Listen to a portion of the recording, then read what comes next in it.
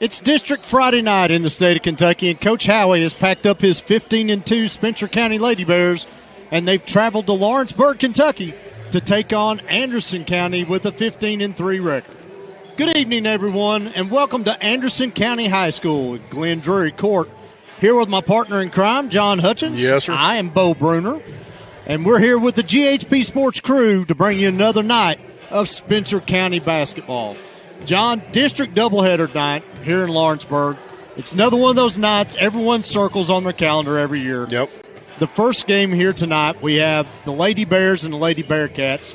John, it's a battle of the only two teams to represent the 30th district in the girls' 8th region tournament, dating all the way back to the year 2020. Yeah, this is a big one for the Lady Bears. I mean, let's be honest. For quite a few years, Anderson County, they've had their number. A couple years back, we had mentioned, and I don't know if it was a pregame or something, but we had said something along the lines that this was a big rivalry. And Coach Birdwhistle kind of jokingly said it wasn't because they almost always beat us. At first, Bo, I'll be honest with you, I didn't know how to take that little jab. But today, I thought about it, and I'm like, he's right.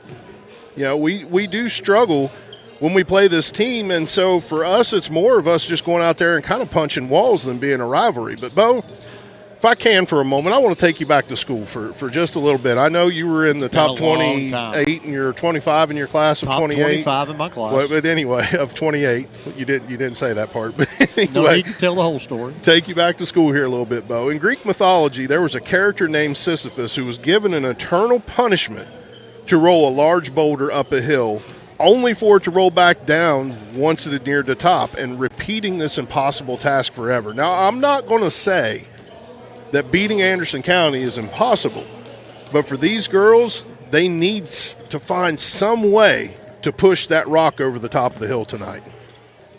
We're going to take a quick break on our pregame show. When we return, we'll look at our players to watch and take a deep dive into these Anderson County Lady Bearcats.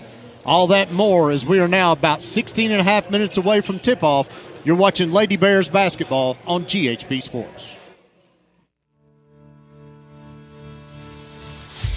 Are you looking for a reputable shop to take care of your ride? Stop by Dougherty's Body Shop and Service Center, offering all manner of body and mechanical work to keep your vehicle looking and performing at its best. Conveniently located at 910 Taylorsville Road in Taylorsville, or find us on the web at Dougherty'sBodyShop.com. Dougherty's Body Shop and Service Center. Big or small, we fix it all.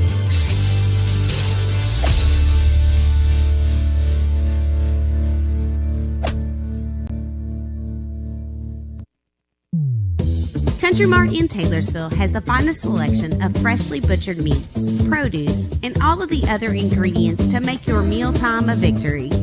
If you're running short on time or just don't feel like cooking, Country Mart is the only place in Taylorsville to get delicious Champs chicken. Dine in or take it to go. Your family will love it. Make sure to use your Country Mart card to save on food and earn points at the pump. Country Mart, your local grocery, proudly serving Taylorsville and all of Spencer County for over 50 years. The Cooperative Extension Office is here to serve all residents of Spencer County with educational and research-based programs. We offer programs for youth 5 to 18 years old through our 4-H program, where youth can make the best better. We offer free soil testing, and if you love to get your hands dirty, consider becoming a master gardener. We also offer programs for prevention, wellness, and individual family development, or you can check out our homemaker groups. We are located at 100 Oak Tree Way off Highway 44 in Taylorsville, Kentucky. Come in and see us or check us out on our website or Facebook. Welcome back to Anderson County High School and Glen Drury Court. And, John, I know I said we were going to talk about the players to watch, and yep. we will. We'll get to that. But I'd like for everyone to give me here just a couple minutes to talk about something that's a lot bigger than basketball. And, unfortunately, there's things that happen in this crazy world, and this one deserves a little time. So Wednesday, we lost a guy that, for me, being from Eastern Kentucky, I like to call the GOAT that all other GOATs look up to. Legendary football coach from Belfry High School, Philip Haywood, passed away at UK Hospital Wednesday, succumbing to injuries sustained in a car accident. Last Saturday, not far from his home, Coach Haywood hit a patch of black ice slid off a road into a creek, was later transported to UK, and passed away. Now, many people knew him as coach, but he was so much more than that. He loved kids. He always wanted to help them in any way. He was the FCA huddle leader at Belfry High School for over 25 years. Youth leader, taught a Wednesday night Bible study class in his church for many years, always doing whatever it took to help anyone out who needed. And he never forgot anyone once they left that small community. I hope he don't mind me talking about this, but our middle school principal, Matt Mercer, he knew Coach Haywood well from his days of growing up in eastern Kentucky, and he told me just the other day, he said, Bo, even though I've been gone from there for over 11 years, every couple months he would reach out to me and wanted to know how I was doing. Did I need anything? Is everything going okay? And that's just the kind of guy he is. And, you know, we could stop right here and we spoke volumes about what kind of man this guy was. Yeah. And we haven't even mentioned the football yet. So we get into the football stuff. He got his first head coaching job at his alma mater, Prestonsburg, in 1975. Coached there for 9 years before moving on to Belfry. In his 41 years at Belfry, John, 8 state championships, state runner-up 6 more times. That's 14 times he took a team to the state championship game. He's got countless Kentucky High School Football Coach of the Year awards. 2013, he was voted by USA Today as the best high school football coach in America. That's unreal. He is the all-time winner in Kentucky high school football history with 483 wins in 50 years on the sideline. Now, I want you all to think about that for a minute. In a sport where we play 10 games a year and maybe a few playoff games, he averaged 9.7 victories a year. Wow. In 2019, in an interview with Steve Hensley from WYMT TV in Hazard, Coach Haywood was asked, when all this is said and done and you're not on the sidelines anymore, how do you want to be remembered? And we got a short video here that we'd like y'all to watch where he answered that question. At the end of the day, how do you remember?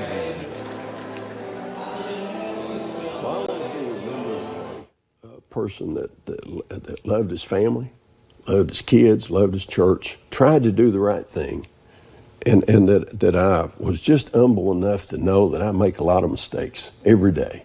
You know, and I tell our coaches this, I tell our kids this on a frequent basis. I probably need to tell my wife more that I make mistakes, and she would remind me if I don't. But that I cared about people,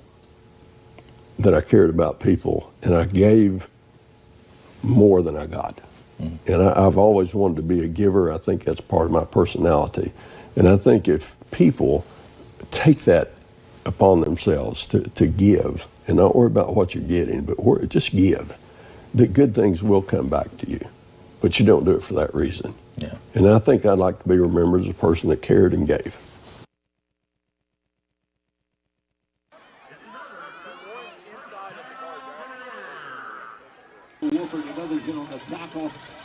Great job, guys. Woo! We did it, Coach. We did it. GHP Sports would like to thank WYMT TV for allowing us to use that video. And, you know, John, there's a lot in that video that every one of us could learn a lesson from. Yeah. Coach Haywood was 73 years old. His thoughts and prayers of everyone at GHP Sports and Spencer County High School are with the Haywood family and the Belfry community. Coach, you will be missed. So, John, I'll tell you what, let's take another quick break. That's a good idea. Gather our thoughts, and when we come back, then we'll do our players to watch and talk about the Lady Bearcats. Okay. We'll be right back after these messages on GHP Sports. For over a century, the People's Bank has been assisting our community with their financial needs. The key to that success has been the close connections we have made with the people in the community that we serve. Come in today at our main office located in the historic downtown Taylorsville at 23 West Main Street, or at our branch located at 5511 Taylorsville Road in Fisherville, and see how we can serve you. The People's Bank is proud to support the efforts of our local athletic program. Go Bears!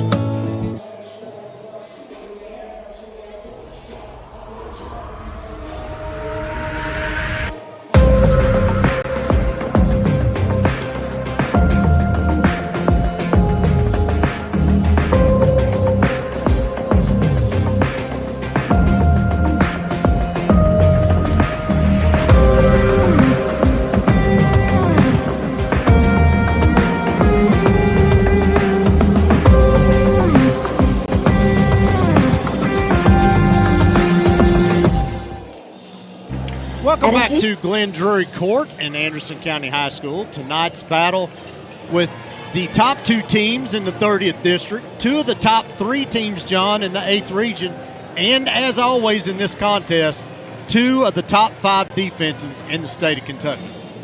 So let's get started with our players to watch for tonight. First, for Anderson County, everyone knows about Lainey Johnson, so we're going to skip on past that. Okay. But for the most part, John, Spencer County has been able to hold her under her average throughout her career. So tonight, we're going to go with senior post player Faith McGregor. McGregor has been a Bear killer during her time in a Bearcat uniform. She's averaging 7.7 points, 8.3 rebounds a game, John. A banger down low in the paint. Yeah. Coach Burbwhistle says she has strength, athleticism, and size.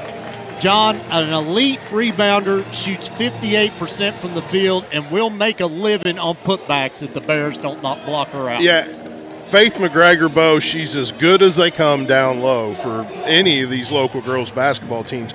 So much of what she does is things that we're not even going to see on the stat sheet at the end of the game. Her ability to gain position in the low post, Bo, that's allowed her to become that excellent rebounder that she is. And when she's doing it on the offensive glass, she scores a lot of those putbacks too. But, Bo, I mean, it's just simply she senses how things need to happen, and she senses where she needs to be to position herself around the defender or offensive player and finds herself in the right spot time and time again. In the game on December 12th back in Taylorsville, she scored 12 points. That's almost double her average. And so, like you said, Bo, the Lady Bears, they've done a great job of slowing down Lainey Johnson. But Faith McGregor, players like her, they've stepped up and helped lead the Lady Bearcats to victory time and time again against the Lady Bears. And for the Lady Bears, John, let's go with senior Holly Johnson. Now, she has really come alive of late as the Bears have made the switch to wanting to run the ball more. In the 3 games since the Sacred Heart loss, Johnson is averaging 10.3 points, 10.7 rebounds a game, and she has probably benefited the most out of this new, quicker tempo offense. But defensively, John, may be where Coach Howie needs her the most tonight. Anderson County will have 2, if not 3, strong post players in the game all night long. Yep. And John talks about 30 rebounds a game being a lot. Yep. And it is. And it is. This Lady Bearcats team averaged just under 36 rebounds a game. Yep. John, the Lady Bears have got to find a way to get that number under 25 tonight, and Holly Johnson has to be a big part of that. Yeah, and Holly, she's on a tear right now, Bo. Her offensive output, her rebounding has been something fun to watch. Where Holly has an advantage over most players of her size, it's her speed.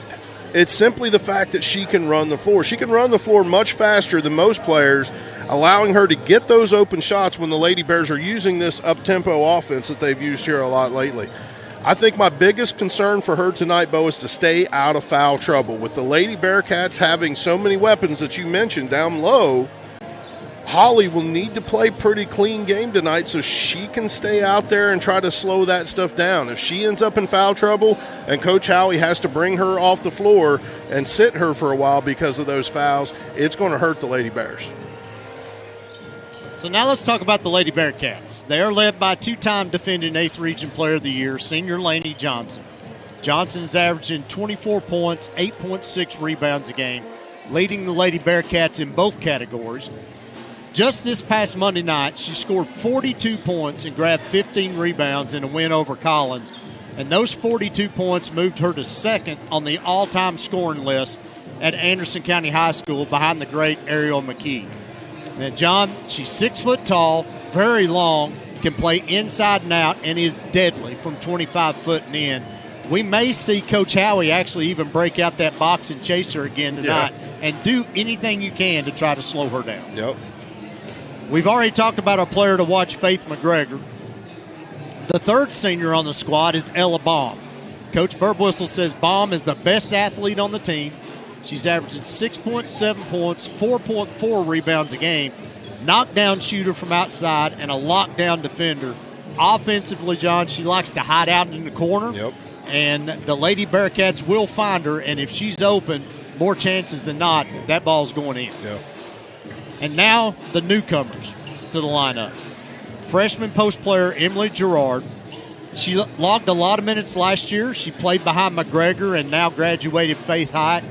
And now she's got her own starting role with the team, and she's flourishing. 7.9 points, 6 rebounds a game. Her size alone makes her a problem on the glass. And then finally, John, you got the 8th grader, the point guard, Ellie Schaus. Ellie has some huge shoes to fill. Coming in behind the graduating Jenna Satterley, she's averaging 5.4 points, 2.6 rebounds a game. She'll shoot it if you leave her open, but her job is to facilitate. Yeah. She's got scorers on the floor between Johnson, Gerard, McGregor, and Baum, and she will find them open for scoring opportunities. This is a tough team to defend, Bo. Everyone in 4 states around knows who Lainey Johnson is. This is not a secret, what she is and what she can do. But because teams know who she is and know that they need to defend her so well, that type of an attitude has kind of been what's done the Lady Bears in from the last few times. The problem is you pay so much attention to Lainey Johnson that other girls will have a big night. If you guard everyone else out there, Lainey Johnson's going to light it up. It's very much a pick your poison kind of team when it comes to the Lady Bearcats. A couple weeks ago, Bo, we saw good things from the Lady Bears when they played state number 1, Sacred Heart. But the biggest thing we saw was their determination and their willingness to go 100 miles an hour for the entire game. We're going to need that kind of effort tonight from the Lady Bears. Spencer County needs to play excellent defense and do it at a pace that frustrates the Lady Bearcats. Lady Bears are down a few players tonight, John. Cassie Scott not here tonight, and the twins are not here. Brenna and Brooke Keefe, all 3 out sick. So Coach Howie down to 8 players in uniform. Actually called up Grace Stickdorn from the 8th grade squad just to help fill out a roster tonight. So that fast pace, I don't know if he says he's going to stick with that. I hope he does, but then he's got to utilize his timeouts tonight, John, if he wants to do that, because if you only got 8 players, may only play 6 tonight. And when Coach Burpwhistle realizes that Cassie Scott and the twins are not on that bench, and I'm sure he already has. He probably has. He is going to turn the wick up on that Bearcat defense. Well, I mean, they like us, they like to press a lot. I mean, they're going to do this full court press type of thing, try to frustrate us, try to wear our girls down, knowing that they're not going to get a lot of rest. So everything that Coach Howie can do to try to give those little pauses in the game, to give them a chance to get a drink, to give them a chance to get a breath, those are going to be important, Bo. At this time, John and I are going to step away for our national anthem and our starting lineups.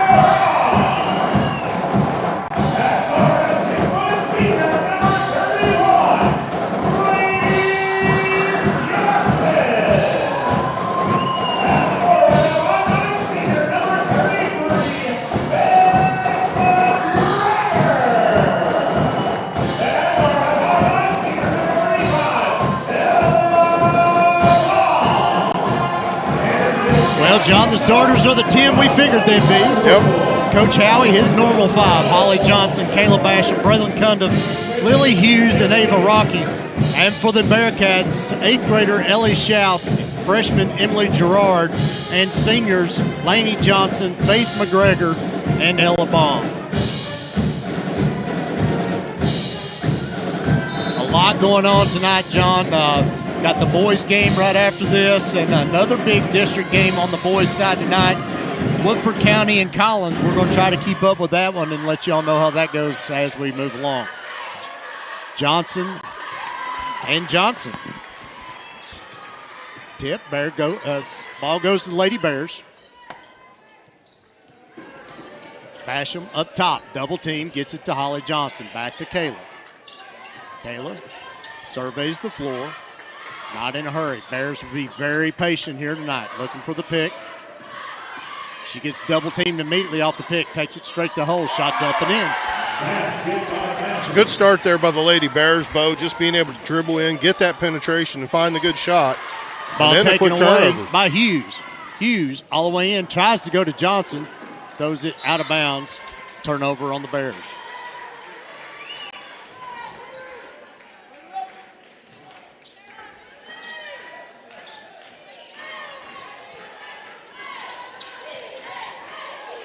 Schaus over to Johnson, back to Schaus. That's back and forth. They got to get it across, John. And they do. Gerard back out to Johnson. Johnson cross court, goes over to Baum. She'll fire up a weak 3. It's good. And that's what you were talking about in pregame, Bo. You give her daylight, she's going to hit that shot. Hughes steps out. She'll take a corner 3. Back iron, no good. Rebounded by McGregor. Quickly out to Johnson. Looking up floor. May have walked, no call. Goes up top. Schaus in the lane, little left-handed runner, no good. Ball tapped around, hauled in by Baum. Johnson to the free throw line, turnaround jumper, misses badly. Ball's on the floor, picked up by Basham.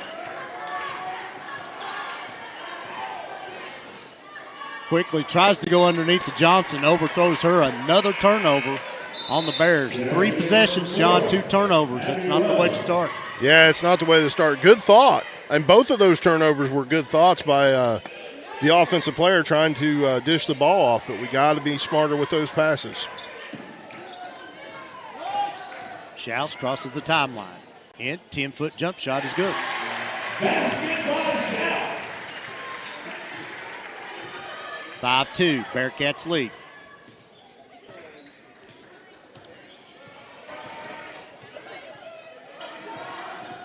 Basham picks up her dribble, throws it away. Johnson, Bearcats got numbers, 3-on-1. Laney takes it herself. Going to get a block called on Kayla Basham. Yeah, that's going to be Kayla's first, team's first.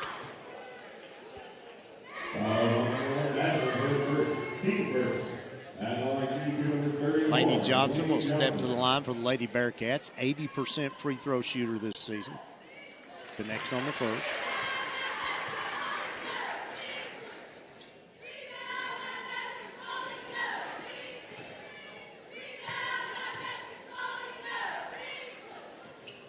Misses the second. Rebounded by Basham.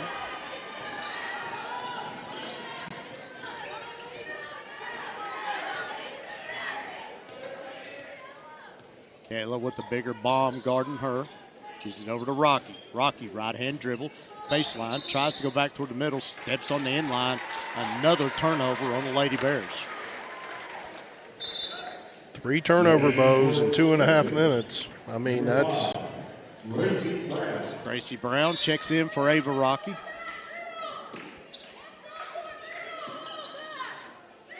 Short bench tonight for Coach Howie. Ball in the middle, Schaus. McGregor gives it over to Baum.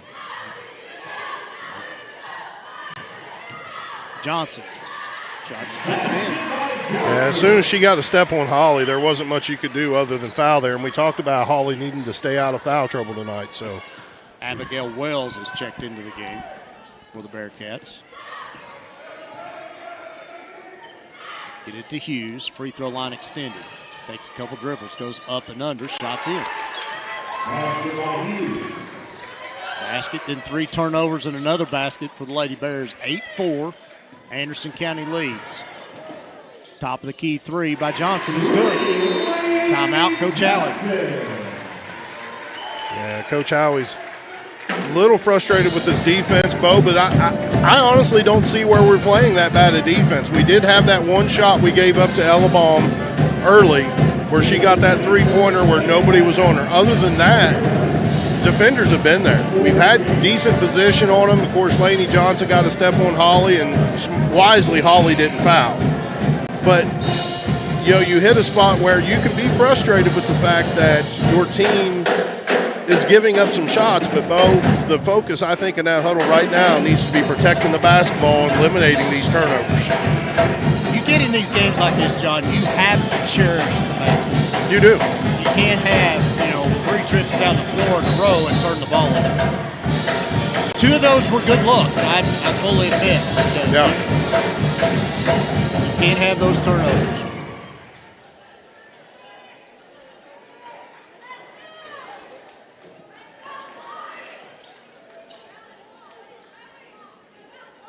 Really surprised we're not seeing full court pressure from Coach Birdwell so early in this game.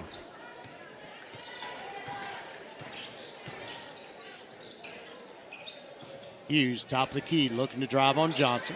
Goes out to Cundiff, wide open, wing 3. Shot's no good, rebounded by Johnson. Bearcats look to run. Hughes on Johnson. Gives it up to Schaus. Hughes switches over on her. Bears playing man-to-man. Ellie, dribble handoff to Johnson. Drives baseline. Well, 8-footer is up, no good. Ball rebounded by the Lady Bearcats. Out to Schaus. She'll take a wing 3. It's good.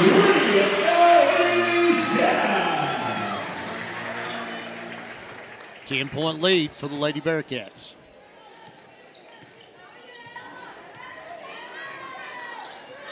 Johnson, top of the key. One dribble, picks it up, goes to Brown in the lane. Brown out to Hughes. Back to Brown. Free throw line jumper. No good. Rebounded by Schaus.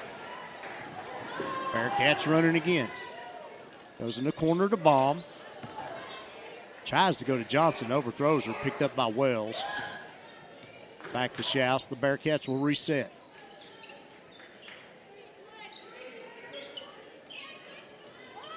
Schaus, another wing 3. That one's no good. Rebound is no good. Johnson going to pick up the foul over the back. Yep. Lainey Johnson going to pick up her first, team's first.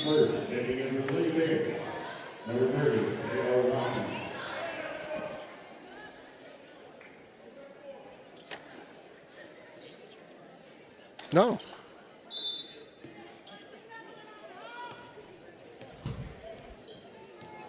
Ava Rocky wearing number 30 tonight.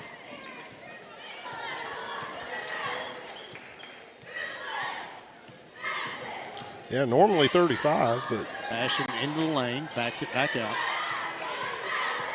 Coach Howie's frustrated over here, John. Nothing going on this side of the... Bearcats go to double team. Basham picks up her dribble, gets it to Johnson. Now Bears have numbers. Tap from behind by Baum, out of bounds. Stay with the Lady Bears. Kate Cooper and Gerard check back in for the Bearcats.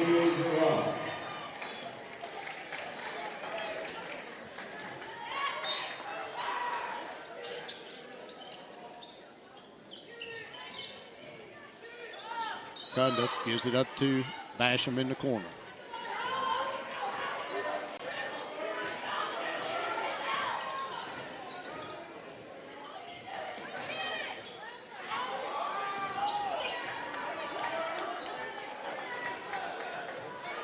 This is reverting back to the old style, John.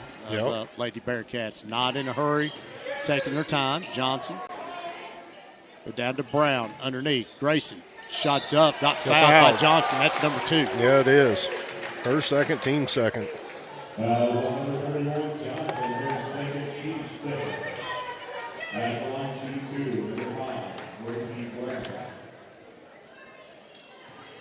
It's one of the biggest highlights for the Bears right there. So far. Laney Johnson picking up her second foul. First free throw by Brown is no good. Kind of surprised Birdwhistle's not subbing in for Laney right now either. 2 minutes left to go in the first quarter. Picked up her second foul. Spencer County needs to know that, Bo, and they need to go at her. Schaus is up at the scorer's table. Oh, okay, there we go. Now.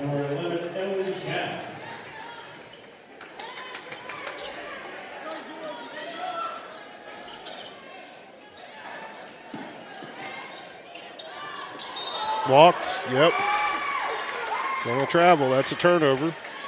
Be Lady Bears basketball. Minute 53 left to go in the first quarter, Bo. They've got to get a spark somehow.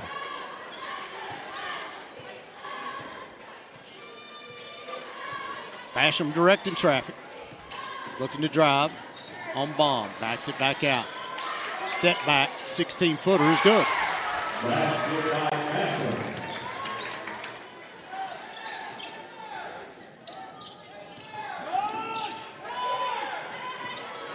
Wells trying to get across. Lady Bears bail her out. Yeah, Kayla Basham. That's number 2 on her. Yep, it is, and the team's second. You got a short bench, John. You cannot let your point guard pick up their second foul. Well, and that's where we're the shortest right now, actually, is at that point guard position. Just now joining us, the Lady Bears 3 guards left at home tonight under the weather. Hope you ladies feel better. Get back soon. Rocky took a hard spill from Baum. She'll run over the corner, shoot the 3, no good. Rebounded Holly Johnson. Gives it up to Basham. Coach Howley staying with her with the 2 fouls. Almost has no choice, John. Yeah, he really doesn't right Unless here. she picks up a third, she's got to stay in. Less than a minute to go in the first quarter. Bears trail by 7. Brown picks up her dribble, goes back out to Basham. Basham, about a 25-footer, no good. Ball hauled in, tapped from behind by Rocky. Picks it up, goes to Cundiff, goes in for the layup. Lead cut to 5. 30 seconds left.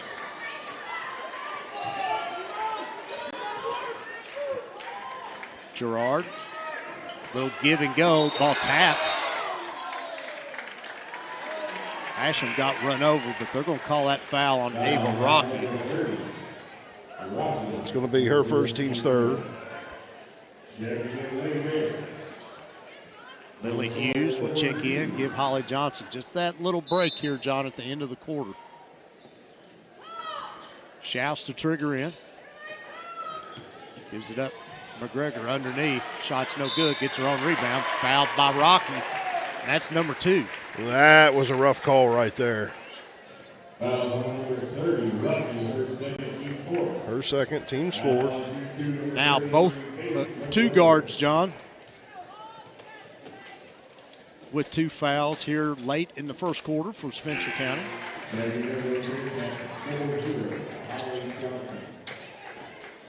McGregor at the line, John, if there is one weakness to her game, 43% from the free throw line. She's 1 of 2. Give it up to Basham, 15 seconds left. Basham, step back, 3 is way off, no good. That ball is rebounded by Cooper. Gives it up quickly to Schaus, 5 seconds left. Schaus drives, ball on the floor. Hughes picks it up, gives it to Basham. That's it. Basham is not going to get a shot off. That'll bring us to the end of the first quarter. Your score, Anderson County 15, Spencer County 9. We'll be right back on GHP Sports. At Acadia Counseling, we offer a professional, down-to-earth approach for adults, families, couples, and adolescents who are looking for lasting results in a non-judgmental environment. Located in St. Matthews and offering telehealth straight to your phone or Wi-Fi enabled smart device, Acadia Counseling offers evening and weekend appointments. Give us a call or schedule from our website and create a brighter future for yourself or a loved one.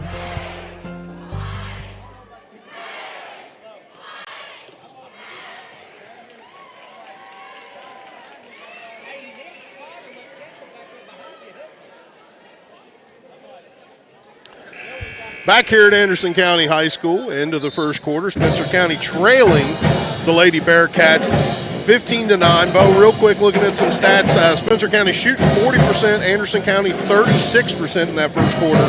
Rebounding, Anderson County just destroying the Lady Bears on the glass right now.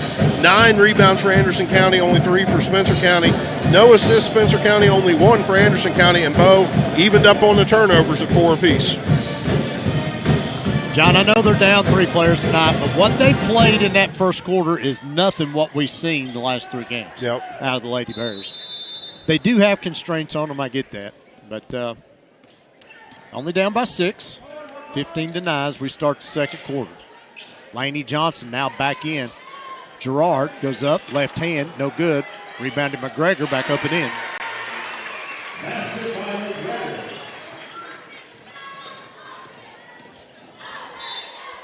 Shot is up, no good by Basham. She is going to draw a foul. I think they're going to get Ella Baum. That is who they get. It's going to be her first, team's first. Basham throwing in from underneath, gets it out to Cundiff. Cundiff to Hughes in the lane. Out to Basham. 25-footer by Basham. Back iron, no good. Rebounded by Gerard. Gives it up to Johnson. Laney looking to drive on Holly Johnson all the way to the basket for Lett. No help side defense there, John. Got to stop the ball. 19-9, lead swelled back to 10. Hughes from the wing. Looks underneath, nothing there. Back to Basham.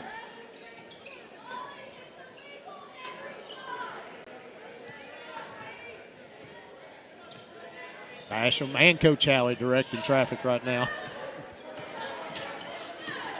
Double team Basham as she goes off that pick. Ball taken away by Baum. Gives it up to Schaus. Into the front court. Pulls up. 15-footer. No good. McGregor battles for it with Hughes. We're going to get a foul on Hughes. On Lily Hughes. Her first, team's first.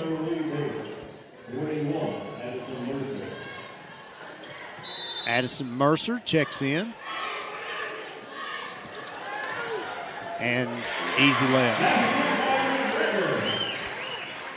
21-9. Biggest lead of the night so far for the Lady Bearcats.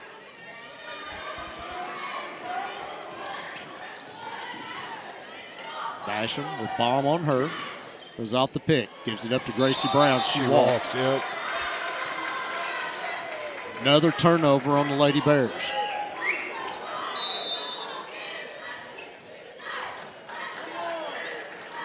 Spencer County 6 turnovers now, Bo.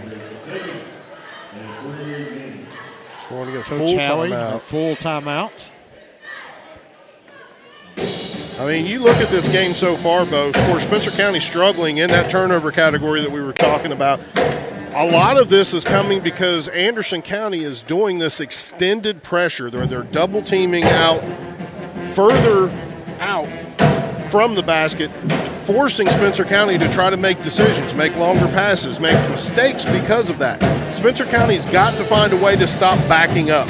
We're getting across that timeline. We're getting up towards the top of the key. We're starting our offense, and it seems like from the top, Bo, where we're up there, even when we're not being double-teamed, that we're backpedaling, that we're stepping backwards, we're walking backwards. And as soon as they get us close to midcourt, that's when that double team's coming because you have no room to go backwards. Spencer County's got to stay aggressive. They got to be able to keep that ball up closer, try to force this Anderson County defense to defend all 5 players on the floor, not just double team 1. Starting 5 on the floor for Anderson County. Got Mercer, Johnson, Hughes, Basham, and Brown for Spencer County. 6:12 left to go in the first half. Bearcats with the ball and a 12-point lead. Gerard from top of the key. Picks up her dribble. Looking down low to Johnson. Posting up on Johnson. It's a cheap foul on Holly. That's going to be her first. Team's second.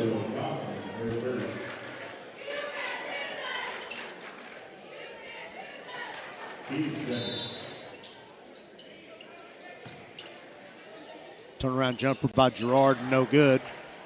Rebounded, goes out the bomb. That shot's no good. Rebounded by Cundiff. Quickly gets the ball up to Mercer. Picks up her dribble. Holly Johnson. Basham. She'll take the 25-footer. Bounces off. Out of bounds. Stay with Spencer County. I don't know about that one, though. I don't know about that one either. We'll take it.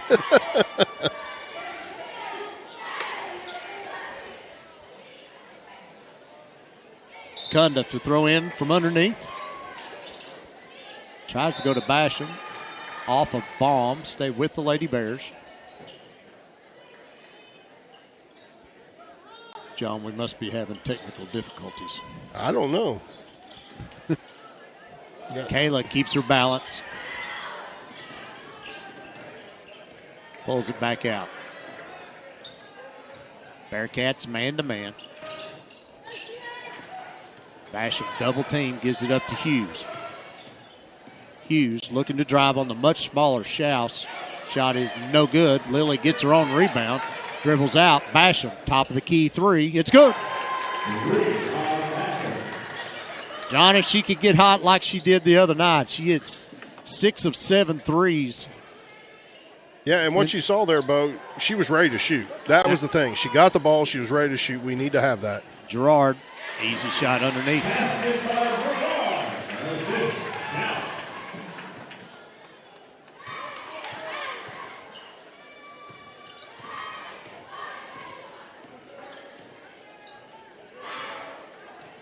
Spreading out the floor. They're going to double team that. Gives it up to Hughes. Hughes drives around, goes up over Johnson. Blocked. Holly Johnson with the rebound. Cundiff, corner three. That's no good. Rebounded by Schaus.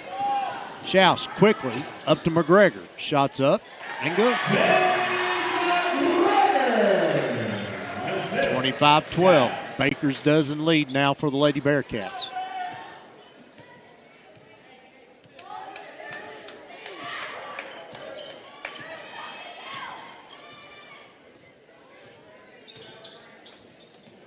Cundiff from the left wing. Gives it up to Johnson. She's guarded by Laney Johnson. Got to take it to her, John, with those 2 fouls. Hughes takes it to the basket. No good. Rebounded by Laney Johnson. Double dribbles. No call. Gives it up to Schaus. Underneath, McGregor all by herself for the layup. 30-second timeout called by Coach Birdwhistle and the Lady Bearcats. Spencer County still struggling both sides of the court right now, Bo. Not giving up some easy looks to the Lady Bearcats on the defensive side, but then offensively, Spencer County still struggling with some of that pressure. As soon as that double team comes, it's giving us fits. Now, if we can get rid of that basketball either in the double team or right as it's coming, we're finding people open. We're seeing good looks at the basket. You know, then it's just a matter of making those shots. Right now, Spencer County down, of course, Bo, 15 points right now, 27-21. And we're still only in the second quarter. This game is not out of hand right now. Spencer County needs to win these next 3.5 minutes. Do this college, they talk about 4-minute wins, 4-minute wins. You want to be able to win that 4 minutes, and that's how Coach Howie needs to approach this right now. His girls out on the floor, you got to be able to win these next 4 minutes and go into the locker room with some momentum to come out with in the second half. But right now, honestly, I think the pace of the game has been good for the Lady Bears. They're not overexerting themselves. They're not running low on energy. We just got to be able to be effective on that offensive side and then be able to make them make more difficult shots on the defensive side. Somehow try to get this lead back under 10 before the half. Double team, go to Brown. Brown, quickly, Rocky, corner three, no good. Rebounded by Johnson. Holly dribbles out to Basham. She'll take a long three. Back iron, no good. Rebound, hauled in by Abby Wells. Gives it up to Schaus. Coach Birdwhistle calls out his play. Bomb looking to Gerard down low. Not there. Back out to McGregor. Swinging around to Schaus. Wells, top of the key. Looking to drive on Cundiff. All the way around. Shots up. No good. Rebounded by Brown. Gives it up to Basham. 2:48 left to go in the first half.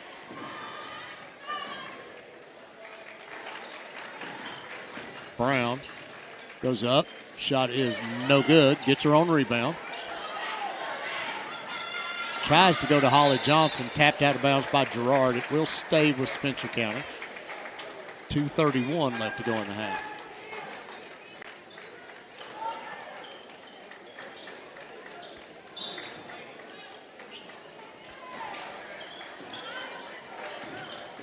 Nice pass. Look. Left-hand layup by Johnson. 27-14. Gerard thinks about the three. Doesn't take it. Baum will if you leave her open. Back out to Schaus. Bearcats will reset. Go to Gerard, top the key. Hand off to Schaus. 15-foot jumper. No good. Gerard crashing in for the board. How could that be there? I don't agree with that tap. call. No, Spencer County ball. There we go.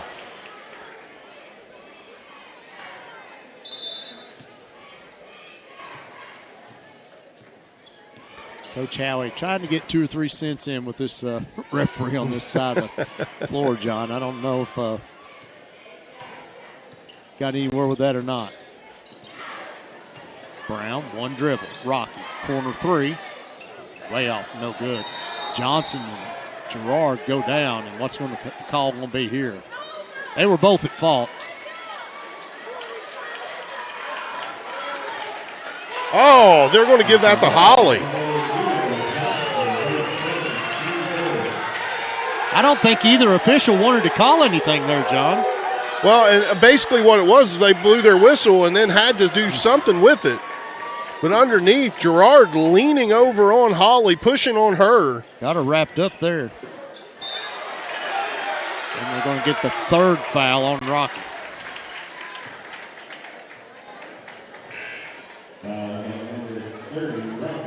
But this is where this irritates me with officials. If you're going to blow the whistle because you saw a foul, you should know that you saw a foul. Don't just blow the whistle for the sake of blowing the whistle and not having a call that you're going to make. Don't stand there and have to think about it. You've seen the play. You know the call. You're going to make that call. Schaus buries another three. Lead is now 16. Basham to Hughes, in for the layup and the foul. Abby Wells is going to pick up this one, I do believe. And she does. That's her first, team second. Lily Hughes will step to the line for the Lady Bears and complete the three-point play. Lead back to 13. Wells crosses the timeline, gives it up to Schaus. Over to Baum. Dribbles into the lane to Wells. Back to Schaus. Pulls it back out. Backdoor cut by Baum, in for the left.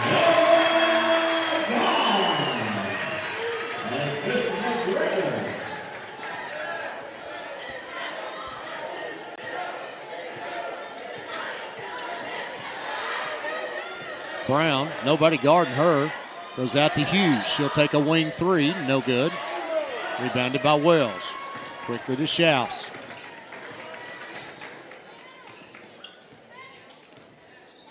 Twenty-five seconds left. Bearcats will hold for the last shot. McGregor, free throw line extended. Dribble handoff, goes to Wells. Driving on Johnson. Shots up off the glass and in. 7 seconds left. Lady Bears got to go. Basham in the lane. Shots up off the glass. No good. And that'll bring us to the end of the first half. The score, Anderson County 34, Spencer County 17. We'll be right back. Oh, we got Blaine down here? Yeah, go ahead, Yeah, Blaine. I think we do have Blaine.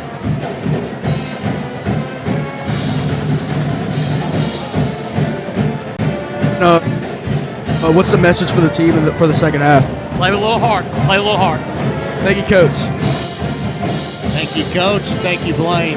John and I get some stuff together. We'll be right back with our halftime show on GHP-SPORTS.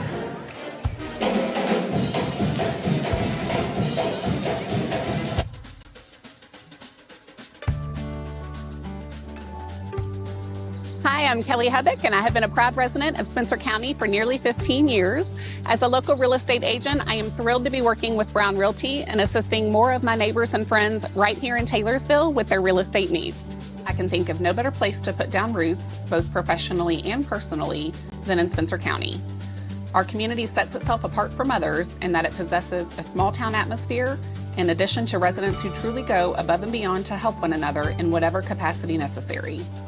Those traits, mixed with the genuine beauty of the county, make me honored to not only live and work here, but to raise my children here as well.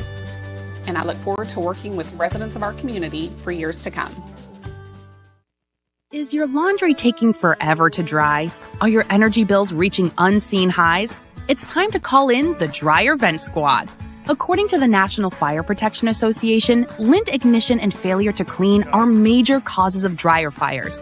A clogged dryer vent also costs more in energy bills because it takes more time to dry, leading to stress on your appliance. At Dryer Vent Squad, we're not just cleaning vents, we're saving you time and money while keeping your home safe. Our experienced professionals ensure that your dryer vents are free from lint and debris, drying clothes faster, saving you money, and preventing potential fire hazards. Choose us for affordable cleaning, inspections, and repairs for all residential and commercial dryer vent systems. Life is stressful enough. Eliminate the worry over a potentially hazardous dryer vent by calling us today.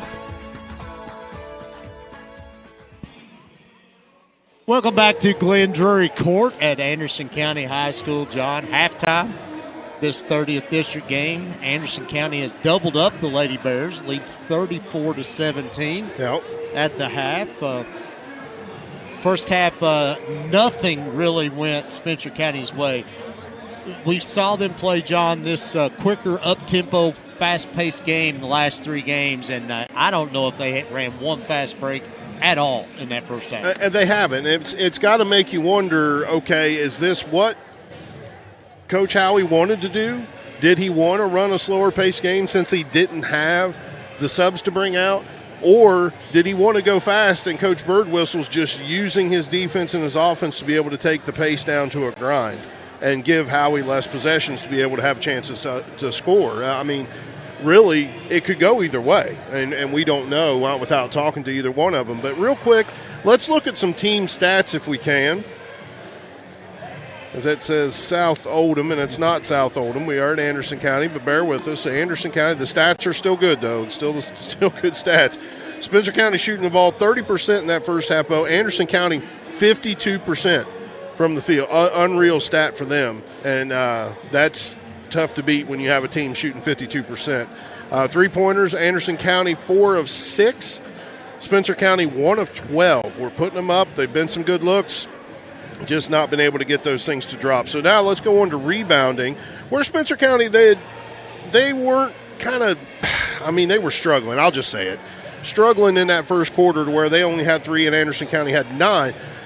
Now at the half, Spencer County with 10, Anderson County 17. The thing I want everybody to pay attention to is that offensive rebound category, though. Anderson County, 7 offensive rebounds in that first half. Those second chance opportunities that they're getting, when you're already shooting the ball at 50% from the field, and then you get those extra opportunities on the offensive glass, Bo, those are game-winning things right there. Those are team killers when you have that type of stats.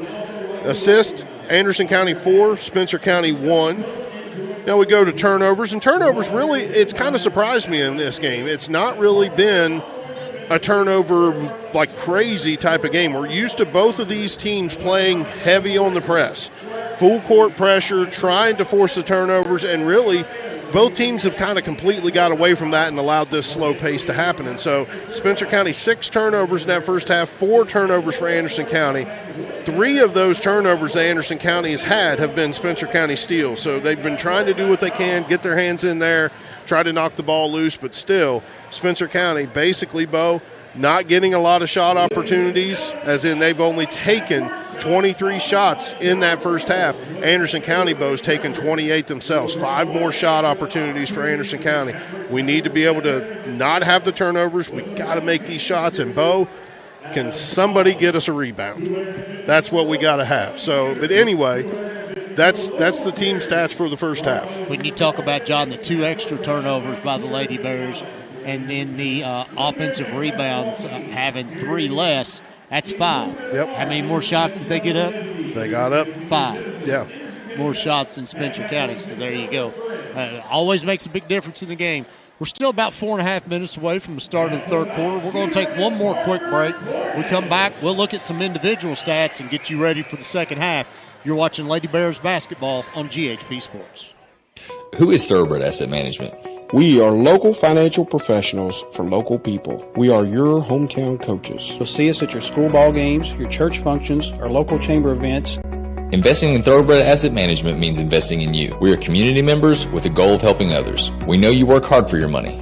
Let Thoroughbred Asset Management help plan a retirement strategy that works for you. We have access to all types of investment options and will form a plan that fits your individual needs. We have the tools and strategies we need to help make your goals become a reality.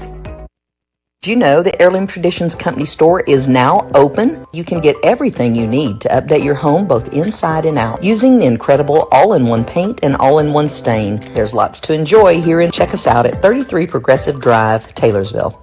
If you're a current resident of Spencer County and you've been contemplating selling your home, now's the perfect time to have a conversation with us at Brown Realty. Our local teams are experts in the field of Spencer County, and we reach all major counties and cities, helping families along the way. There are so many great things happening in Spencer County, and Brown Realty wants to help you become part of them. With experience in new construction and remodeling and everything in between, you can count on Brown Realty to be with you every step of the way. Coming from humble beginnings, we know a thing or two about keeping families' needs first. If you're buying or selling, Brown Realty is here to help you every step of the way. Brown Realty is proud to be the largest real estate brokerage located right here in Spencer County, with local agents, local knowledge, and a passion to assist others.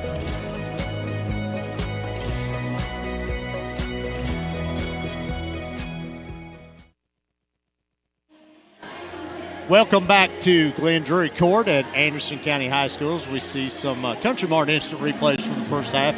John, we didn't get on replay, but a student, Minion, just hit a half-court shot, $750 half-court shot.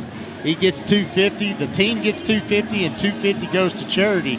So good deal for that student from Anderson County to make that half-court shot. But, John, you got some individual stuff because I can't see that. You can't see it. It's pretty small on here with our little travel kit we got. But Spencer County, Kayla Basham leading the way for the Lady Bears, 7 points, followed by Lily Hughes with 5.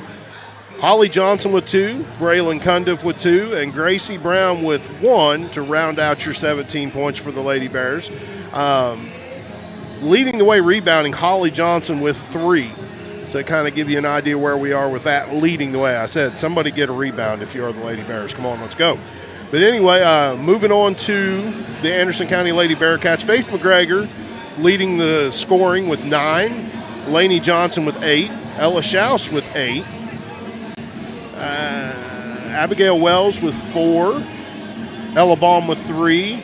And Emily Gerard with 2 to get your 34 points in that first half. Looking at the rebounding, Faith McGregor, we talked about how big of a beast she is on the glass. 7 rebounds in that first half, Bo. 6 of her 7 rebounds offensive. That's we talked about that, John, in the player to watch segment before this game started. She has been a bear killer her whole career, and she will make a living on the offensive glass. And here she is tonight. She's averaging 7 points, 8 rebounds a game. She's got 9 and 7 here at the half. Yep. Lady Bears just now making their way out of the locker room. As we get ready to start the second half. Second half, John, you got the Lady Bears have got to move the ball quicker up the floor. We've talked about this over the last day or two, John, just between me and you. In the long and short of everything, this game really don't mean a whole lot. No, it doesn't. Even if Spencer County wins, you get into a tie with Anderson as far as the district standings go. You go to that RPI for the tiebreaker. I don't know if Spencer County will climb ahead of them to take that 1 seed. So now you're playing for the 2. Yep. Or the three. Either one doesn't really matter there because you're going to play the same team. Yeah, it's going to be Woodford County. The 2 County and the 3 is going to be Spencer County in this district. Or if Spencer loses tonight, the 2 and the 3 is going to be Spencer and Woodford. And either way it goes, it's just, are you going to wear a white uniform or a black uniform? Yeah, basically. That's basically all the difference is going to be. Bears with the ball to start the second half. Hughes looking to drive. Shots up, blocked by Gerard. Out of bounds. Stay with Spencer County.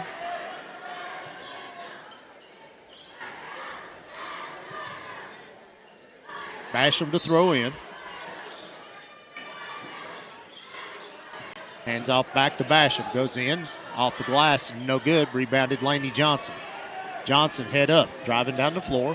Pulls up, top of the key, backs it back out. Basham on her. Now she gets inside the free throw line. 14-foot jumper, no good. Ball tapped, out of bounds, off Gerard.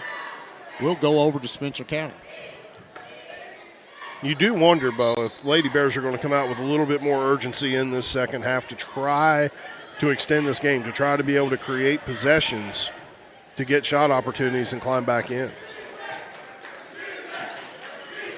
Cundiff from the right wing. Looking to go off the pick by Hughes. Braylon all the way to the basket. Shot again blocked by Gerard. It will go out of bounds off Anderson County. Good recovery there by the freshman, John. She was beat on that play.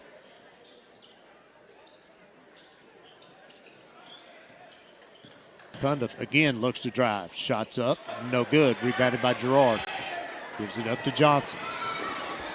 Johnson crosses the timeline, spins in the lane, jump shot, no good. Ball rebounded by McGregor. Another offensive rebound for her. Stolen away by Basham. Underneath, Holly Johnson goes out to Hughes. She'll take the 3. It's good.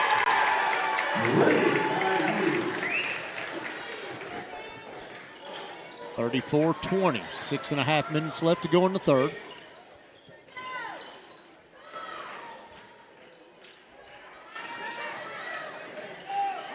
Gerard from the free throw line to McGregor.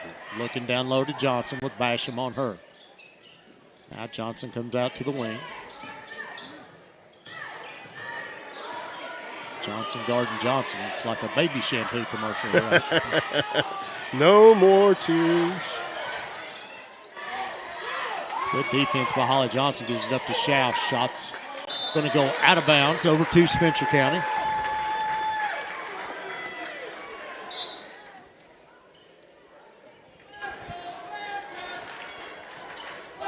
It's what the Lady Bears got to have, John. Good defense that time down the floor.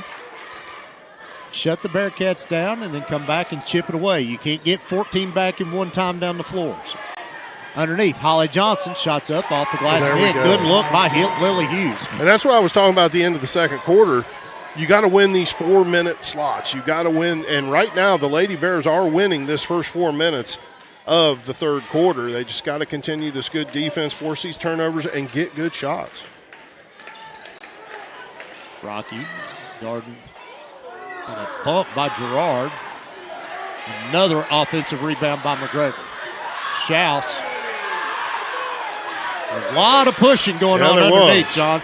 And there's come on. That's terrible. Jump ball called. It will go over to Anderson County.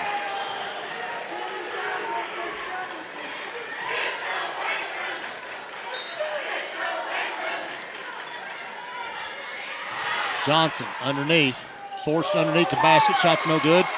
Another rebound. Rocky pushed out of the way, and Gerard hits the 3.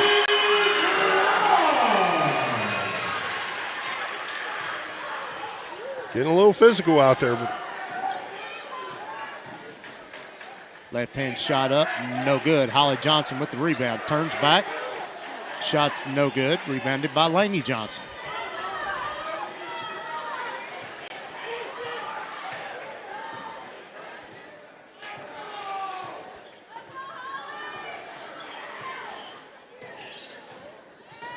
Johnson, step back jumper is good. 2-point shot. Lead goes back to 17.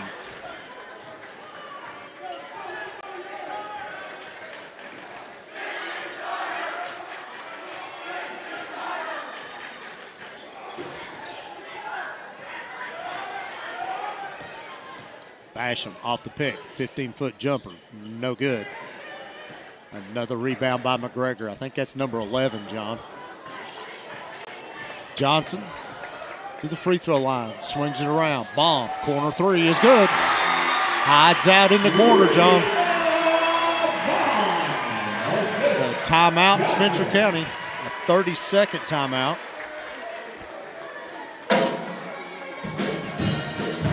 3:49 left to go.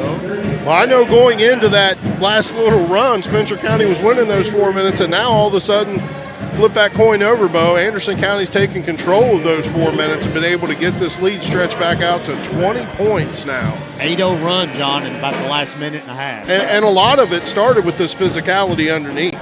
You know, we had some issues down there, some pushing, some pulling, some dragging around, and there was some frustration from all the girls, and really some frustration even from some of the fans. Things happening that there weren't fouls called. Laney Johnson on that jump ball come flying in, running into the Spencer County player to grab a hold of that football, knocking her to the basketball. It might as well be a football watching this right now, but to grab a hold of that basketball, and no foul called on her, simply a jump ball. You cannot have this type of physicality in this game and have the officials not call it.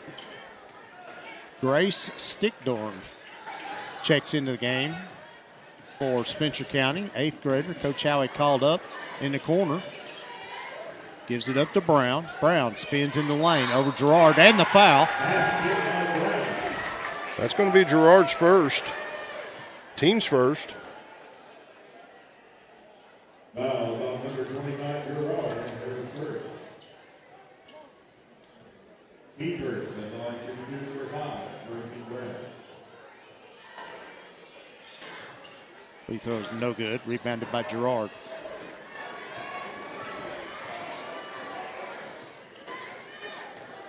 Two 8th graders there going at it at the point, John. Backdoor cut by Baum. Rebounded by McGregor. Shots up, no good. Draws a foul. And that's going to be on Basham. It's going to be her third. 3 on Rocky, 3 on Basham. Team's first. Number 1, Basham, her third, team first.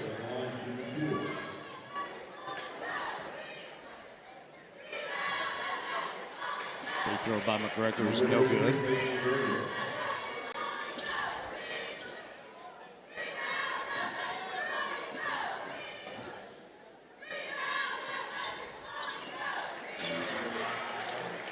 That gives McGregor the double-double. 10 points, 11 rebounds.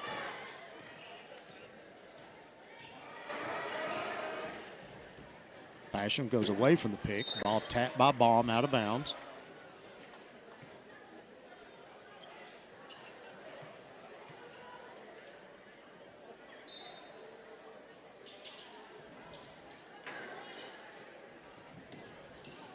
Gets the ball into Brown, looking to work on Gerard. Left-hand shot, up and in.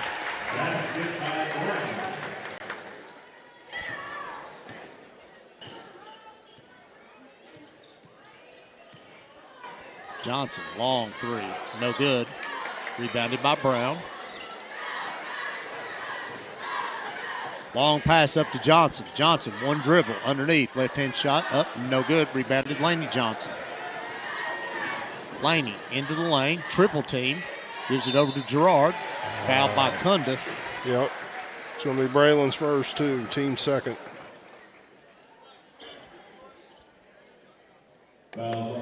Gerard will step to the line. 60% free throw shooter on the season. This is the first. Rocky with those 3 fouls, checking in for Cundiff. Wells checking in for Schaus for the Lady Bearcats.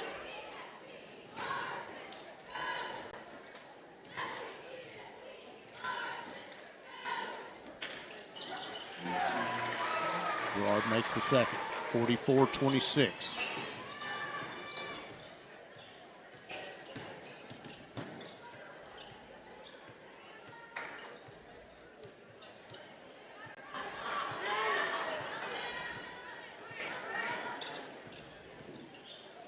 Basham step back, so we'll get a foul called on Baum.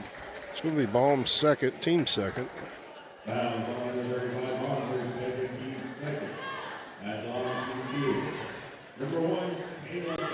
Basham will step to the line for 2.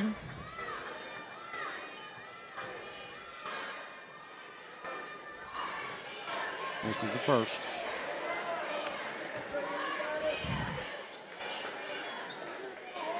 Kayla has not come off the floor this entire game for Coach Howie. Even when she had a couple of fouls early, we wondered about protecting her. And Coach Howie rolling the dice, leaving her out there.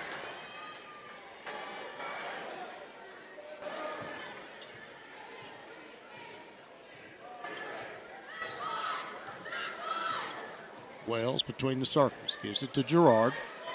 Back to Wells. It's underneath. Shots up. No good. Partially blocked by Brown. She's Stepped going to on the step end on the line. end line. Yep. Turnover on the Bearcats.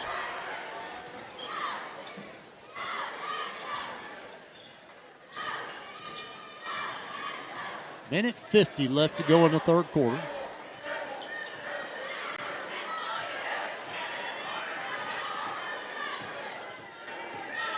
Basham dribbling up top, spins, step back, takes the 3, doesn't take it, gives it to Brown. Brown picks up her dribble, goes back to Basham. Minute and a half left to go. Bo, they got to go faster than this.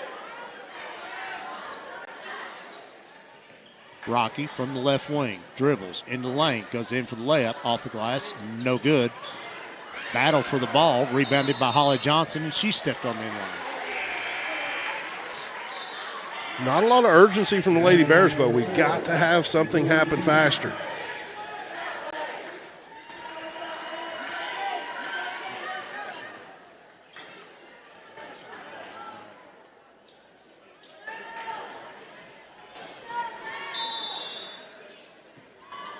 Stickdorn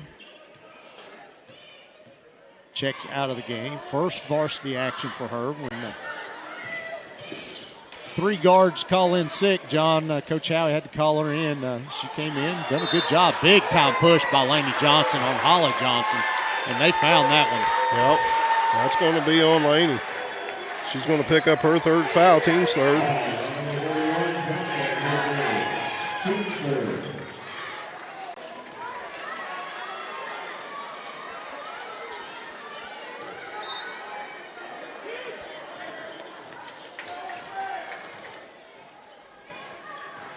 Coach Howie in the officials ear anyway.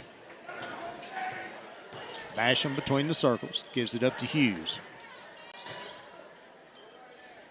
Hughes to Brown, top of the key, looking to drive on Gerard. She's had some success there, John. Picks up her dribble, backdoor cut by Basham, left-hand layup, no good. Rebounded Laney Johnson. 30 seconds left to go in the third. Bearcats may hold on to this one, John.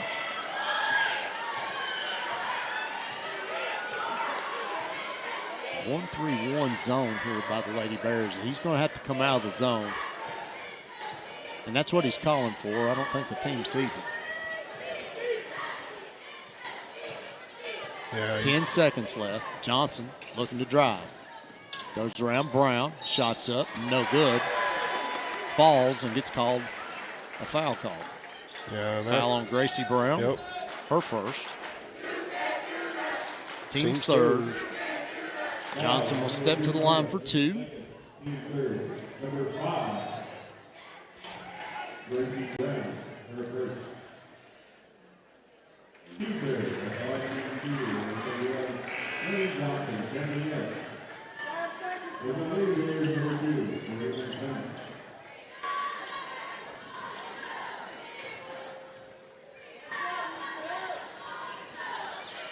Johnson makes them both. 12 now for her.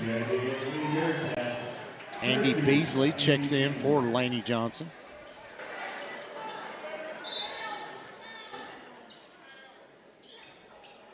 Five seconds. Quickly gets it up to Cundiff. Cundiff, about a 40-footer, no good. And that'll bring us to the end of the third. Your score, Anderson County 46, Spencer County 27. We'll be right back on GHP Sports. Are you looking for a reputable shop to take care of your ride? Stop by Dougherty's Body Shop and Service Center, offering all manner of body and mechanical work to keep your vehicle looking and performing at its best. Conveniently located at 910 Taylorsville Road in Taylorsville, or find us on the web at Dougherty'sBodyShop.com. Dougherty's Body Shop and Service Center. Big or small, we fix it all.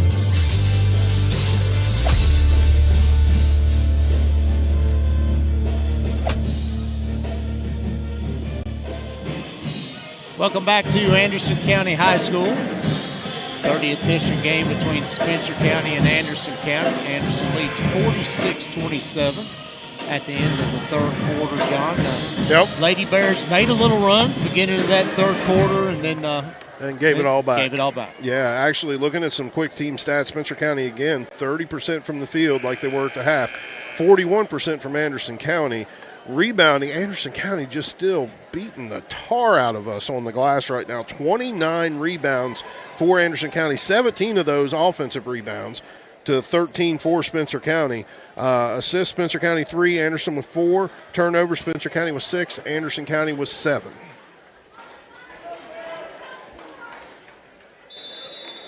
Spencer County get the ball to start the fourth quarter.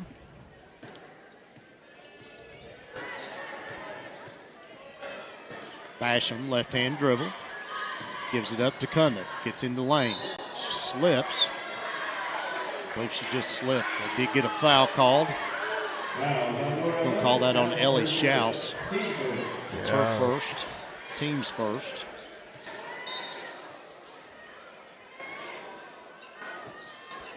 Ball comes into Cundiff. Back to Basham underneath. Left hand, no good. Rebounded by Gerard. Brings it down. Basham gets her hands in there. Jump ball. Stay with Anderson. Jump ball, possession, Lady Bearcats.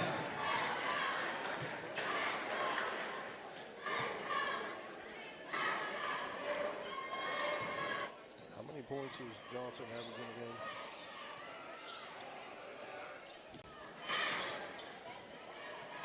Schaus picks up her dribble. Gives it to McGregor. McGregor open from 15 foot, doesn't take it, goes down low to Gerard. Turns, shots up, and goes in.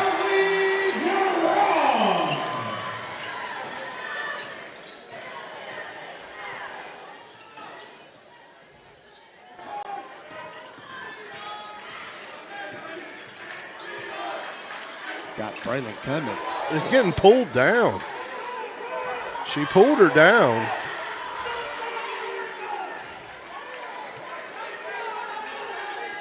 It's going to end up being a turnover.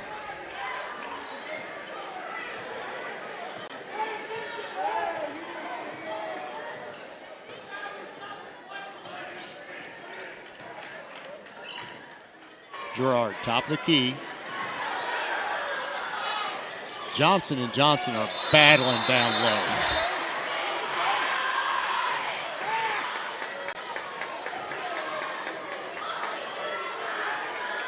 Officials are now they're still got to sort this out like they did one a couple times ago.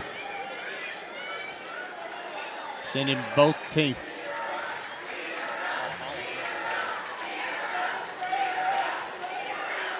Send both teams to their benches while the officials discuss this. They've allowed that to go on, John, the whole game. And it's only going to get worse. That's right.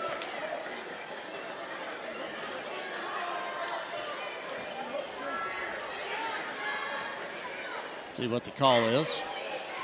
They're calling a double foul.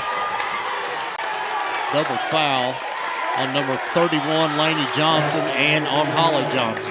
That's going to be Laney's fourth, Holly's third, Spencer's first, Anderson's second.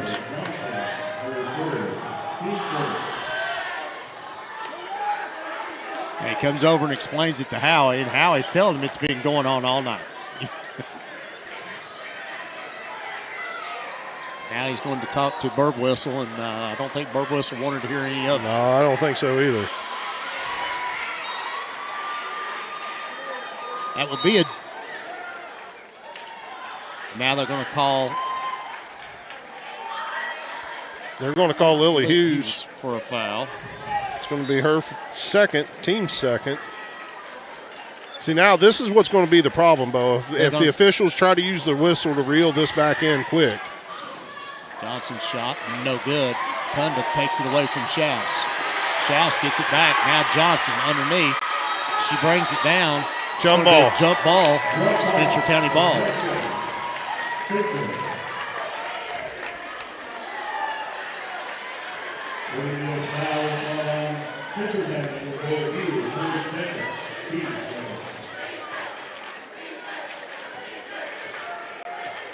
Cundiff now handling the point duties, gets into the lane, shots up, no good, draws a foul.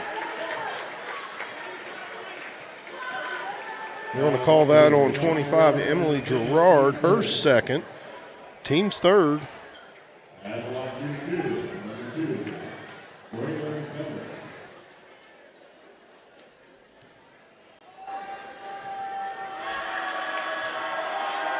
Coach Birdwhistle's still in the air of the official over here.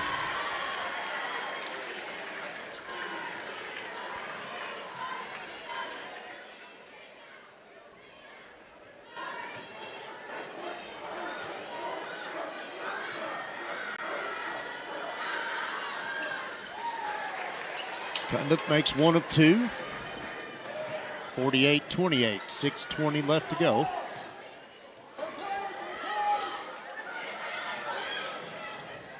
Gerard with Brown on her. Goes back out to Baum, looking to drive on Basham. Finds McGregor underneath for the left. Lost that ball out of bounds or she would have never found her, John. Yeah. She saved it back in. Cundiff now looking to drive on Schaus. Left hand. Shots blocked by Johnson. Out of bounds. Spencer County ball.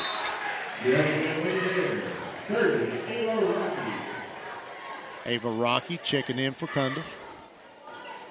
Rocky, 3 fouls on her. Of course, Kayla Basham with 3. Holly Johnson with 3. All 3 of them on the floor. Brown, handoff. Step back 3, air ball. Rebounded by Johnson. Johnson dribbles the length of the floor, gives it up to McGregor for the layup.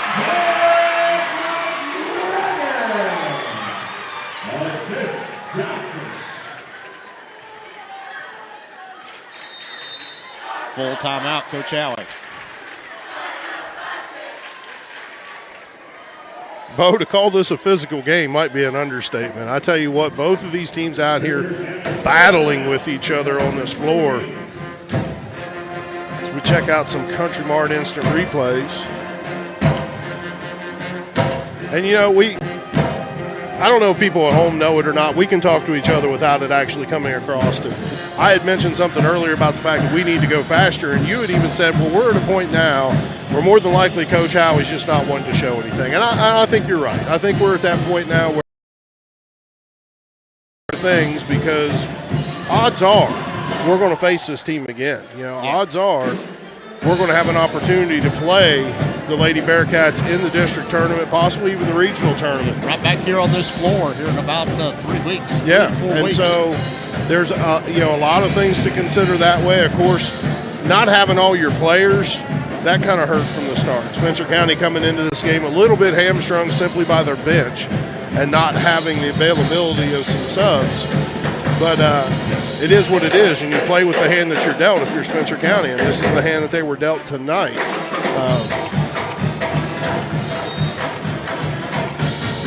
Reset the game, though. Anderson County 52, Spencer County 28, 5:24 left to go in the fourth quarter.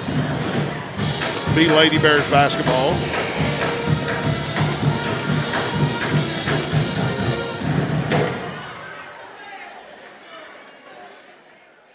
They're trying to.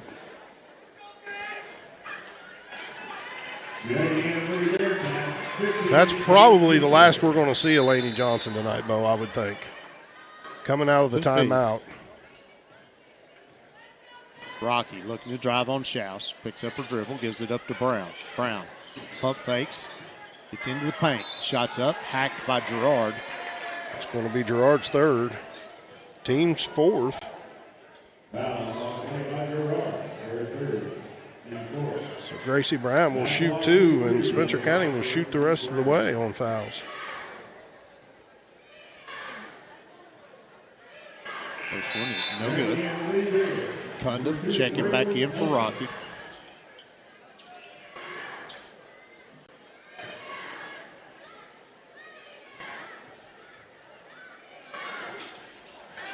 Brown misses them both. Another rebound by McGregor.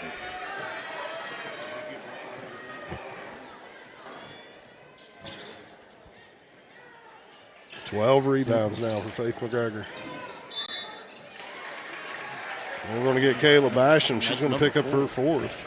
Team's 3rd.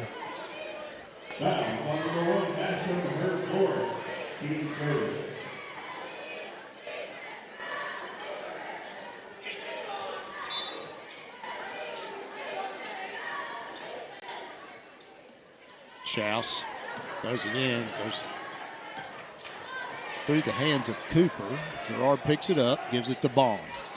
Baum back to Schaus, guarded by the much taller Johnson. To Gerard, free throw line extended to Baum. Baum thinks about a 3, gives it up to Schaus. You know, Anderson County's not really in a hurry at all right here, and you can see that. The only thing that's making them even move is the fact that Spencer County's pulling out guarding. Schaus step back 3, no good. Rebounded by Basham. Quickly gets it up to Cundiff. Braylon back to Basham. Long 3 by Kalos, short. Another rebound by McGregor.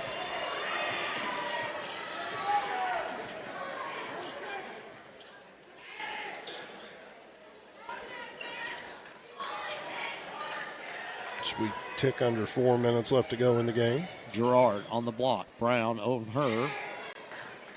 No good. Rebounded by Brown. Quickly up to Hughes. Hughes looking to take it all the way. Going to get a block. From McGregor. Called on McGregor. That's her 1st foul. Team's 5th.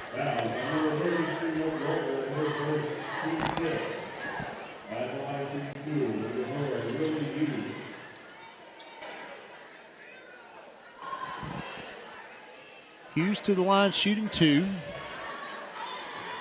3:48 left to go in the game. 52-28, Anderson leads. Hughes misses the first. Lady Bears 4 of 11 from the 4 line. of 11, 36% from the line. That is a stat that Coach Howie will not be thrilled with.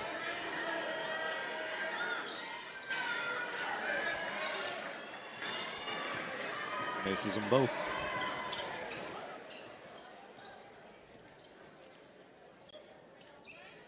Schaus to McGregor, hands it back to her. Hughes guarding her. Basham down low, battling with Gerard. Ball tapped. Brown on the floor. I think it was just out of bounds. I think Brown just hit the sideline there. It's going to be Anderson County ball.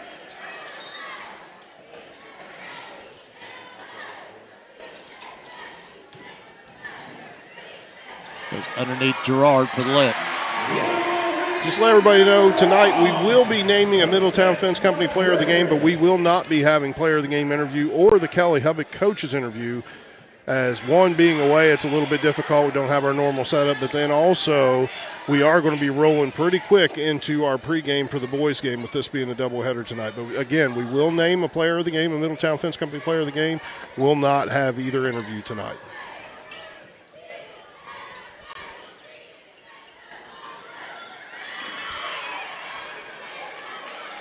Schaus looking underneath. Gives it up to Baum between the circles over to Wells. Cundiff on her. Bearcats content with just throwing the ball around, waiting for that perfect shot. Schaus wide open, top of the key 3 is good. Yeah. 30-second timeout, Coach Howie, and that'll be his final timeout. One more chance to hit the reset button for them. 2:27 left to go in the game. Spencer County trailing the Anderson County Lady Bearcats 57-28. Of course, As I mentioned there, we will not have the interviews for the Middletown Fence Company Player of the Game. We will name one. We will not have interviews with that player or the coach, Coach Howie, because, Bo, we got another game to do after this. So I want everybody to make sure they stay tuned with us. Spencer County Bears boys basketball team will be playing the Anderson County Bearcats tonight. Very, very, very important game for both of those teams, as we'll get into a pregame tonight. But stay tuned, Bo, I know you'll stay tuned. Yeah, I'll stick around. But Bo and I, we'll be here, and we're going to have a barn burner potentially.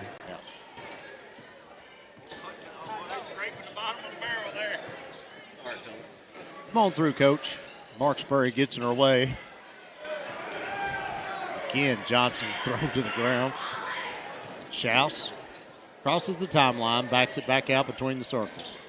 2 minutes and 5 seconds left to go in the game. I'm good with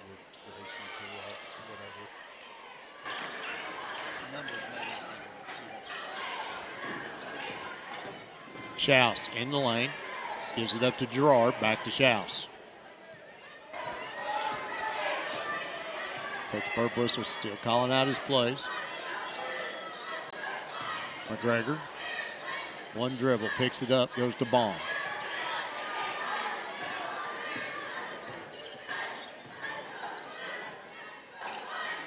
This is why shot clock's needed in high school basketball. Yeah.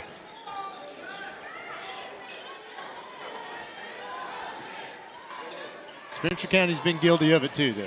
We have. Yeah. I was just sitting there thinking, we've benefited from that rule. We've benefited from not having one too, yeah. Baum. Between the circles, Basham on her. Lady Bearcats had the ball a minute now down on this end of the floor. Gonna get a 5-second call? I guess. I didn't see where there would have been one, but turnover. Ella Baum was in possession of the basketball, so the call would have had to have been on her. Shot blocked by Baum. Taken in by Rocky. He's going to get a foul called. I believe that's going to be on Cooper. Her first. We're already beyond the bonus. Free throws coming for Ava Rocky.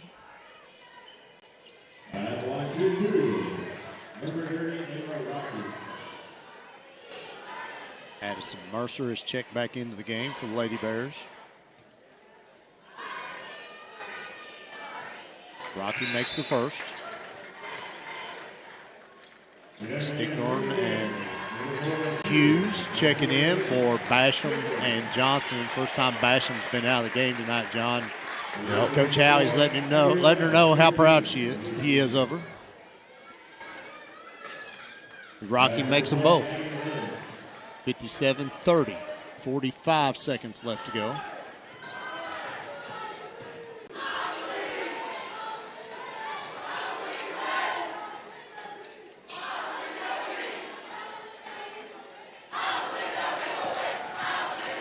Schaus backs it up. Goes over to Gabriella Lane, who's now checked in. Back to Schaus. Drives the lane. Shots up with the left hand and in. She's going to be something to deal with, John, over the next 4 years. Yeah, she is. Tundiff left open, long three, no good. Rebounded by Gerard. So is she. Lane quickly down to Schaus for the left. And that'll do it. Brings us to our final score. Anderson County 61, Spencer County 30. We're going to take a quick break, gather some stats, and we'll be right back with a quick postgame show on GHP Sports.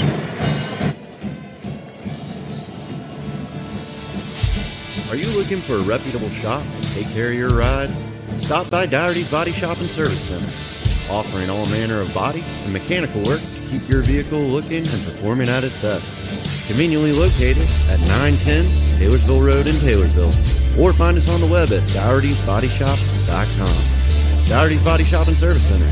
Big or small, we fix it all.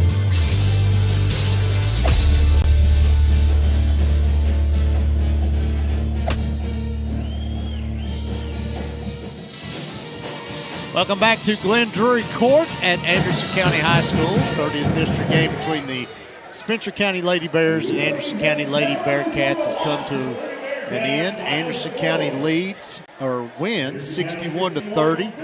That wraps up the 1 seed for them, John. Yeah. For the district tournament coming up here at Anderson County High School in about a month, and Spencer County still got a couple games left to play in those district battles. But John, yeah, we're going to let you go over some stats right quick. And, okay. We'll finish this one up. We can do that. Looking at some team stats here. Spencer County finished the game 24% from the field. Anderson County 46%. Rebounding, that was, of course, a big deal for the Spencer County Lady Bears in this game and just falling behind in that rebounding category. But 17 rebounds for Spencer County, 37 for Anderson County. Assists, 3 for Spencer County, 10 for Anderson County. Turnovers are evened up at 9 apiece. Looking at some individual stats as well. For Spencer County, leading the way tonight, Lily Hughes, 8 points. Kayla Basham also with 8 points. We got 5 points for Gracie Brown, who, Bo, I believe is going to be our Middletown Fence Company player of the game. Gracie Brown with those 5 points, 4 rebounds for her. Holly Johnson finishes the game with 4. Braylon Cundiff with 3. Ava Rocky with 2. And then looking at the Anderson County Lady Bearcats, Ellie Schaus going to lead the way for them. 15 points, 14 for Faith McGregor, who also finished the game with 14 rebounds. So, again, she had that double-double pretty early, but 14 and 14 for her. Lainey Johnson, 12 points, well under her average of 24.5 a game, Bo. And, we talked about that in pregame. Spencer County always tends to play her well and force her, to have a bad game. It's some of the other players that end up beating us, like also Emily Gerard, who had 10 in that game. 4 points for Abigail Wells, 6 points for Ella Baum to round out their 61 points in the game, Bo. And, pretty rough one there for the Lady Bears to have to contend with. No time to rest on it, though, John. Lady Bears, if you want to go see them, they play tomorrow at Henry County High School. They'll be taking on Grant County. And then their next game for them at home will be Wednesday, John, and that's the big matchup against Woodford. Yeah, it is. Anderson locks up the 1 here tonight. We will decide the 2 and the 3 on Wednesday night when Woodford County comes to Taylorsville in girls action. And GHP-SPORTS will be there for that one. And, John, I believe we got to flip the page. We got to flip the page here right quick. And as I'm digging through trying to get stuff set up. I've got papers everywhere. I do too. I'll tell you what, if we tear these things up, just have some confetti to throw off of these high stands up here would be all right. But no, that's Spencer County Lady Bears, like we'd said earlier in the game, but really didn't matter a whole lot. That game, obviously you want to go into every game, with the attitude of we want to win this game. And the Lady Bears did want to win that game. But it also hits a spot where reality sets in. Having the teams in the girls play each other twice, we already know the situation where it is. And Spencer County, unless, some crazy basketball happens in the next few weeks, is going to end up being either the 2 seed or the 3 seed. And Woodford County is going to end up being the 2-3 or the 3 seed. So, like you said, Bo, it's going to be a difference of do we wear white jerseys or where we wear black jerseys to the district. That's what it'll boil down to in that game Wednesday night. Collins and Shelby will be the 4 and 5. They will play on that Monday night, and the winner will have to play Anderson, and then the 2 and the 3 is going to be Spencer and Woodford. Regarding unless something drastic happens, something bad happens, it'll be those 2 in the 2 and 3 game on. That will be Wednesday. I do believe. Don't quote me on that. We'll have to get the official calendar when that comes out. But let's move on to the boys' game, John. Again, final score tonight for the girls. Anderson County 61, Spencer County 30. Spencer County falls to 15 and 3 on the year. Anderson County moves to 16 and 3. And so for the boys tonight, nightcap of our doubleheader tonight, Coach Jason Burns and his Spencer County Bears with a record of 11-7, take on Brian Hyde's Anderson County Bearcats with a record of 9-6. And John, after tomorrow night actually, it won't be final, but we'll have a real good understanding of the seed lines for the boys district tournament that's going to be played here at Anderson County High School. Yeah. If Spencer wins here tonight and tomorrow at Shelby County, yeah, and Woodford County, who's getting ready to play Collins here in about 15 minutes, if Woodford beats Collins at home tonight, Spencer County will still be the 1 seed. That's right. In the district tournament. But, John, if they lose either tonight or tomorrow, they could fall to as far as the 4. Yeah, they could. With just 1 loss. So that shows you just how tight this district is. And you sure don't want to fall to the floor. So, for me, I think it's gut check time down there on the floor. And it's we need to see what these boys in black tonight are really made of. Yeah, I couldn't have said it any better myself. The Bears, Bo, they hold their own destiny in their hands tonight. We know Woodford County will be favored heavily in their 2 games, so the likelihood of us being the 1 seed by winning out is really, really high. The biggest obstacle in our way will be these Anderson County Bearcats, and I don't care what the records are. For years now, Coach Brian Hyatt has always been able to find ways to compete.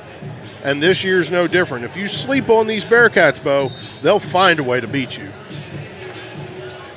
This Anderson County squad, John, just last week beat Collins, who beat Spencer County last Friday. Earlier that week, they beat Collins by 15. So this team can play despite what the record looks like. So let's get right into our pregame rituals. We'll start with our players to watch tonight. For the Bearcats, we're going with youth. It kind of seems to be the theme of this region. It's been the theme of the year. But we're going to go with youth, and we're going to go with 6'3" freshman Noah Beasley. Now, John, he's been talked about since before the season started as a difference maker for this Bearcats offense. That talk's now come to fruition. Yep. He's averaging 12 points, 8 rebounds a game, knocks down 58% of his shots. He's got the size to battle with the Armstrongs and Jackson Combs in the paint. And, John, Coach Hyatt says that despite his age, he's got the ability to work inside and score in traffic. It's just another one of these kids, John, that we're going to have to deal with for many years to come. Yeah, we will. And, Bo, he's big and he's young. I mean, really, the only thing we can knock on him is he doesn't really shoot three-pointers well. But that's not what Coach Hyatt has him out there for to begin with. And so really looking through the stats, that's kind of the bad spot for him. Having someone on the floor to help senior Lane Hawkinsmith on the inside is really all they needed from him, from Beasley. Beasley can be that guy that gets forgotten about. You know, with Hawkinsmith being a senior, well-known type of a player, and being out on the floor, he's going to draw a lot of attention underneath. Hawkinsmith is going to have Jack Armstrong, maybe even Combs, different guys that are going to be paying so much attention to him that Beasley can slip out to the outside and maybe get some backdoor cuts, you know, to where he's able to slide back in underneath, and he also is able to get those rebounds easily because he's forgotten about when he's being boxed out. I mean, Hawkinsmith is the taller player. That's who they're going to go after. Simply because the Bearcats have bigger guys, those bigger guys are going to draw crowds. But his ability to be unnoticed on the floor gives him all the space he will need to hurt you and hurt you badly. For the Bears, we're going to go with Jackson Combs. Now, I look for him to get back on the horse after he struggled. John, Charlie and I went to the South Oldham game earlier this week. Kind of struggled through some early foul trouble in that game, in that loss Tuesday night. He's averaging 13 points, 4.5 rebounds a game.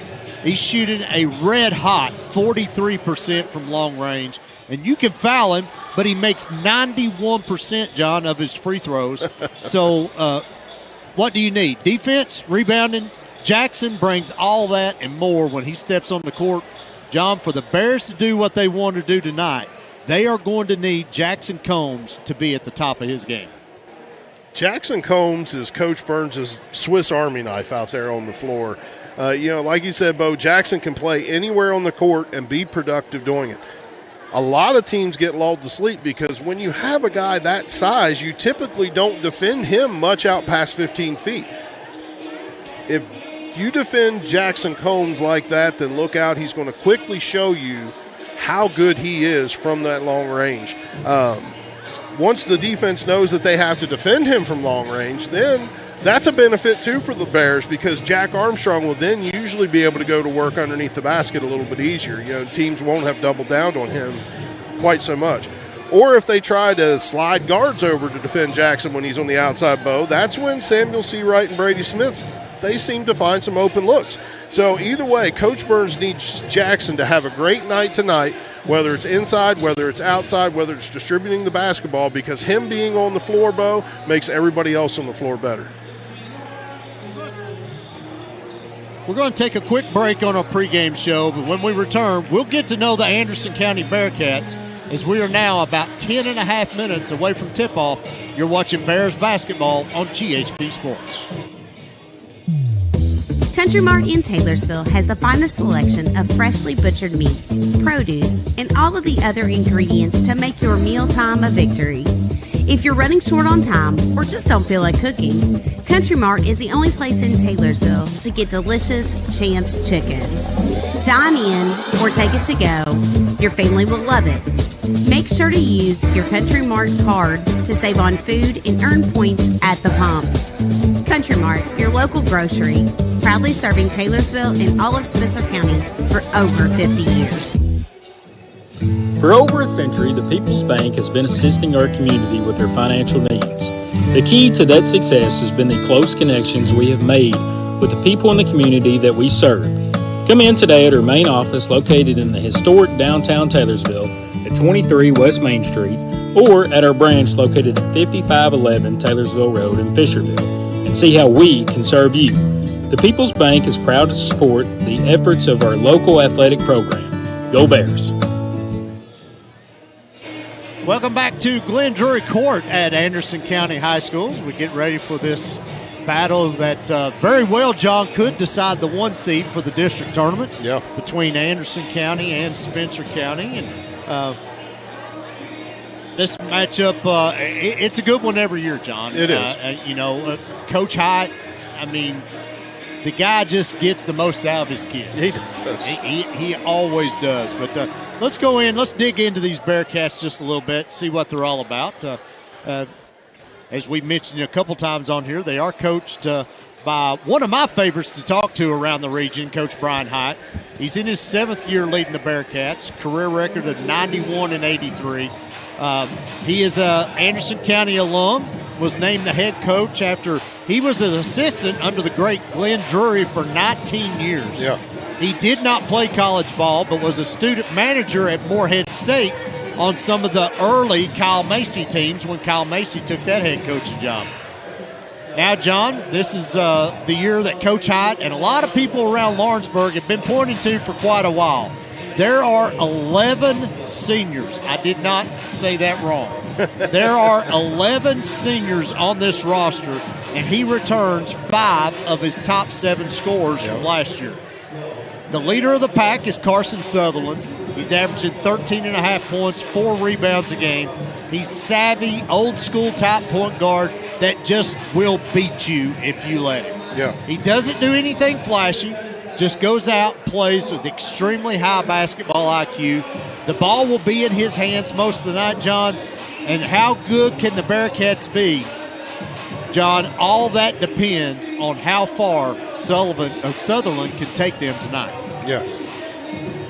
And then Trayton Hart, true triple threat guy. He can go inside. He can play outside. He's also got the mid-range jumper, averaging 11 points and 4 rebounds a game. Another guard in Coach Hyatt's lineup is Calvin Rubel. Rubel is averaging 7 points, 3 rebounds a game. Holds the Anderson County school record for most threes in a game, John. He's hit 10 in a game, not once, but twice in his career, doing that both times his sophomore year.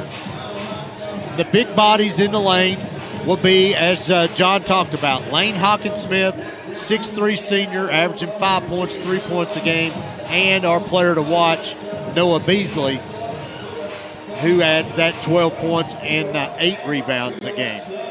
And finally, you got to give a nod to the senior Will Power. Yep. Power returned last year from an ACL injury. He's as talented of a player as anyone on this roster.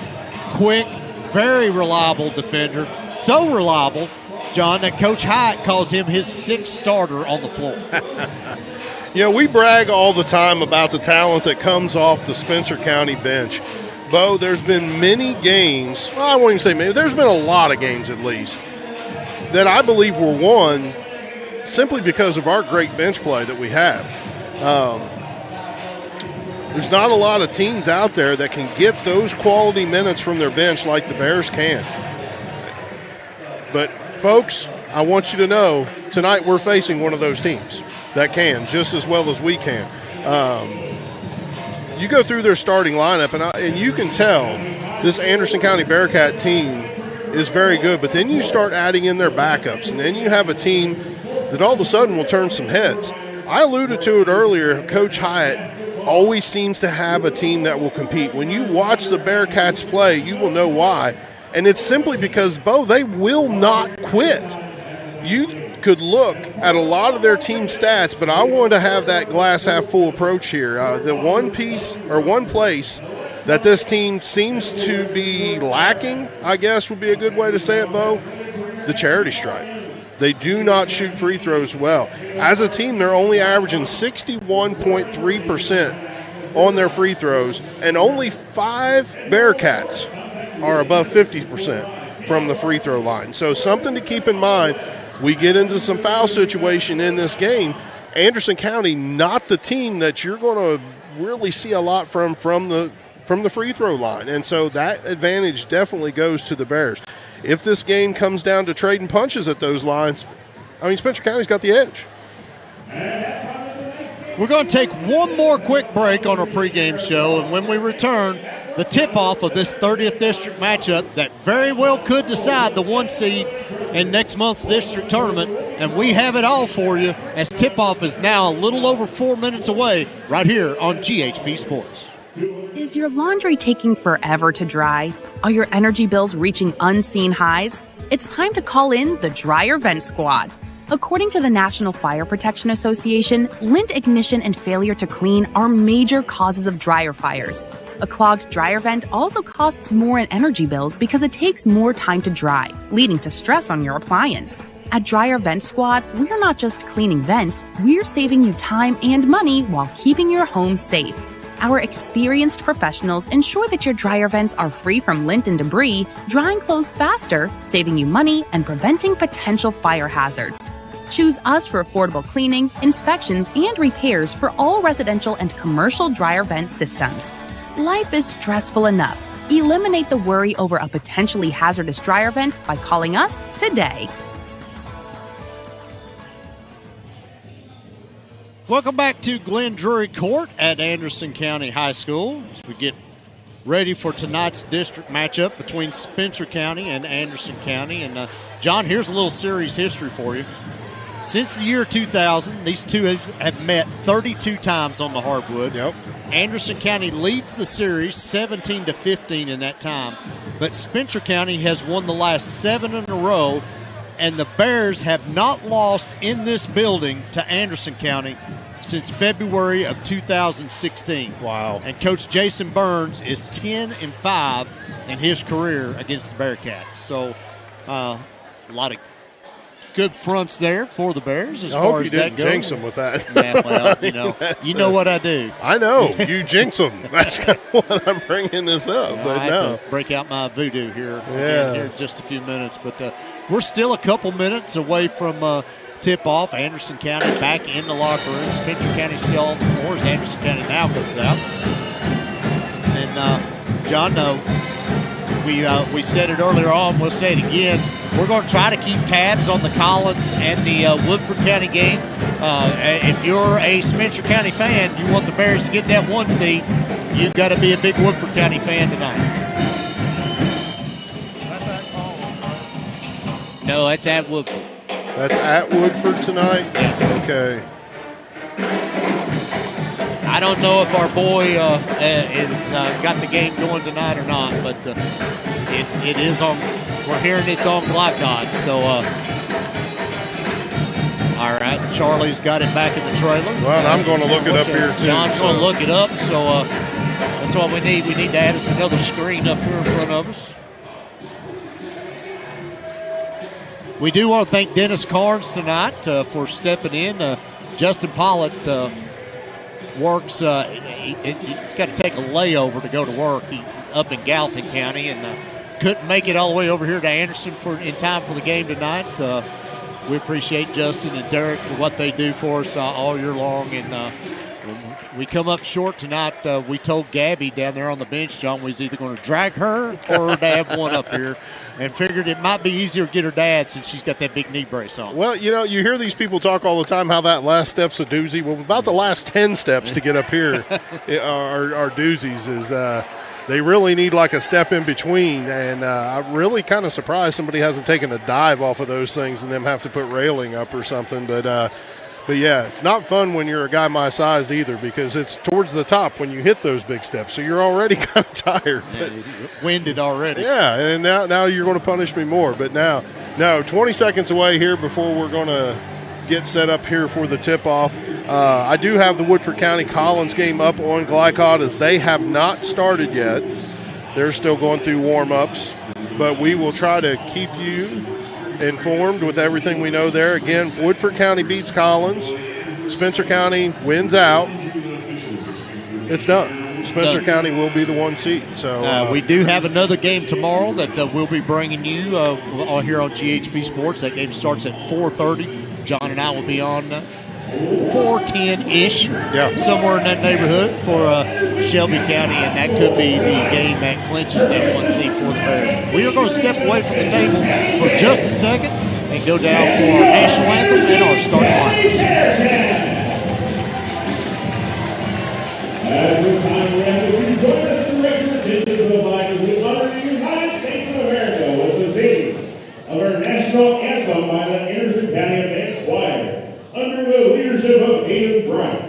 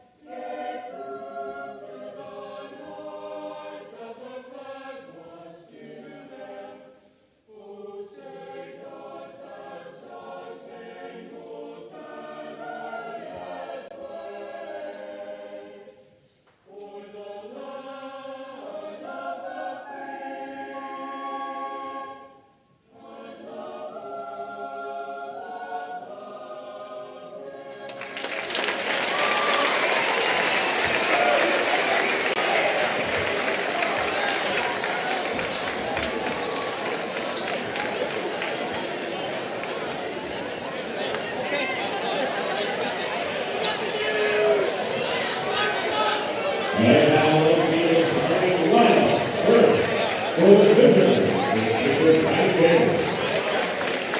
That's why I think it's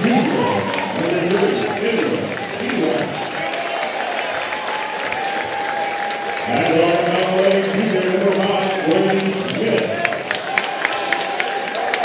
And forward the 6'5" senior number 15, Jack Armstrong.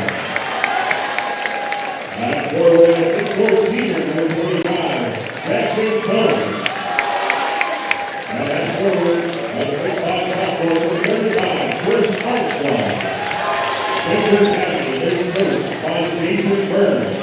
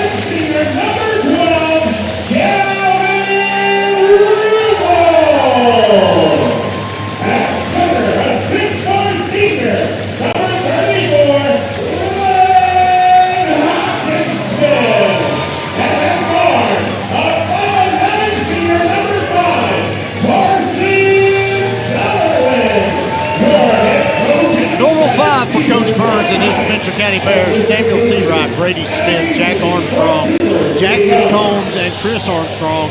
And for the Bearcats, John, the five we talked about: Trayton Hart, Noah Beasley, Carson Sutherland, Calvin Rubel, and Lane Hawkinsmith. Get ready for this one, John. This is going to be a lot of fun. You've got Beasley and Armstrong tips it back to Hawkinsmith, over to Sutherland. We're underway. There's a lot of tongue tied there. Almost just a little bit. I was just letting you recover on your own. Stolen away by Armstrong. Jack takes it the length of the floor. Shots up. No good. Rebounded by Sutherland. Gets it over to Hawkinsmith. Down low to Beasley. In the short corner. Gets bumped. Steps on the line. Turnover on the Bearcats.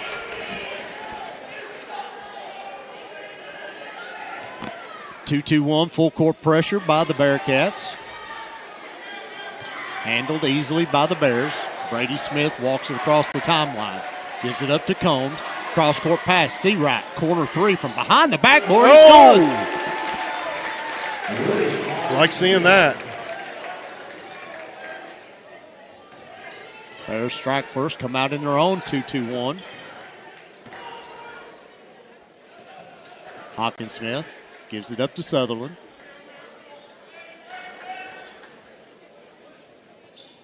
To Rubel.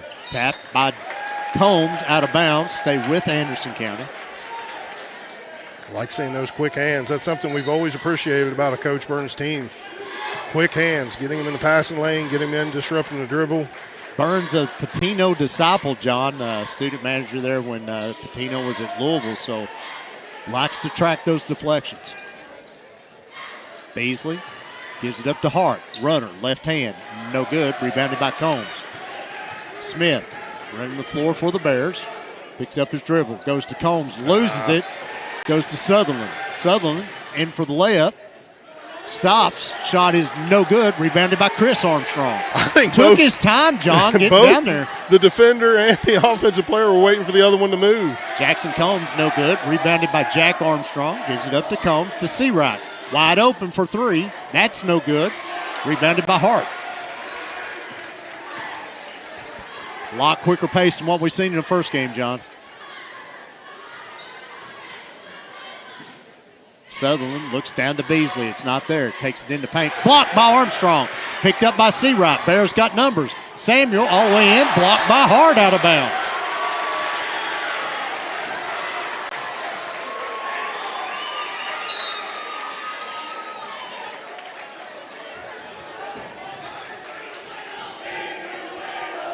Seawright will trigger in from underneath. 5:55 left to go in the first. Bears lead by 3.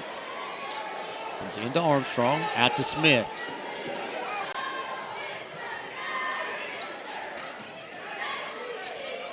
Bears swinging around. Back, top of the key 3. Brady Smith is good.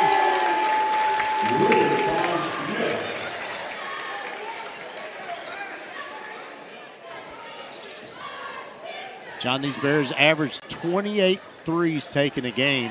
Make about 9.5 of those. Yeah. So no surprise to see this many go up early on. Beasley, free throw line extended. Jump shot is good. Our player to watch is the first one to put points on the board for the Anderson County Bearcats tonight. In the middle, Chris Armstrong, up to Jackson. Jackson, Smith, swing it to Seawright. Seawright almost loses it. Smith, down the corner. Jack Armstrong, he'll take a corner 3. That's no good. Brother Chris with the rebound, back up and in. Power move right there, John. Bears lead 8-2. Cross court pass to Hawkinsmith. Back to Rubel. Bears settle back to 2-3 zone. Hawkinsmith, corner three. No good. Rebound by Beasley. Up to Hart, over to Sutherland.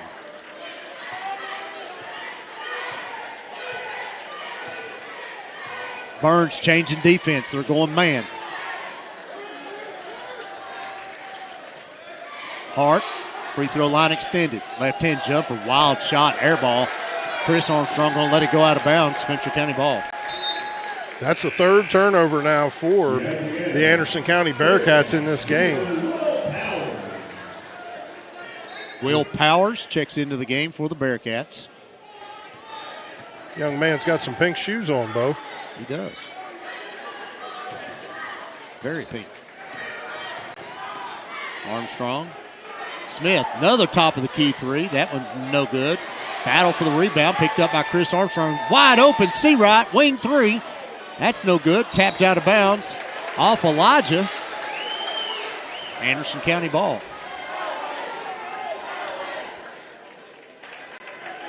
We got to give Elijah and Alexis some credit, John. They've taken some hits down there so far this year, holding those cameras, and camera is always protected. That's right. No cameras were hurt in this film.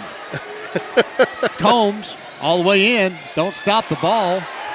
Misses the layup. We're going to get a Spencer County foul. He's tracking Jack Armstrong, I think. Give it to... That's who it's going to be on. It's Jack's first, team's first. Timeout on the floor. I didn't see who called it. 30-second timeout. Country Martin's replay, yeah. Samuel Seawright hitting that opening three, and Bo, he was almost at the concession stand outside the door. He was so far around the corner from that basket and still able to put that in. And Chris Armstrong ripping down that rebound and getting the put back for his two. Spent.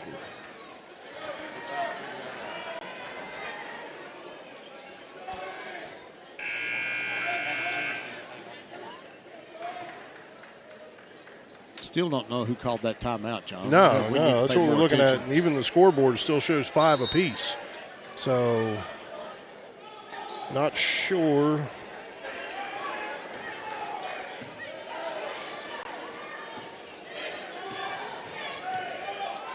Sutherland walks it across the timeline.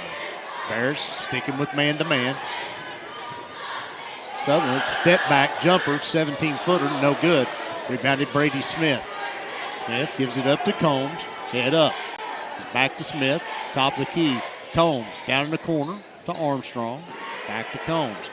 2-3 zone by the Bearcats. Go inside. Chris Armstrong. Little jump hook off the back iron. No good. Rebounded by Hawkinsmith.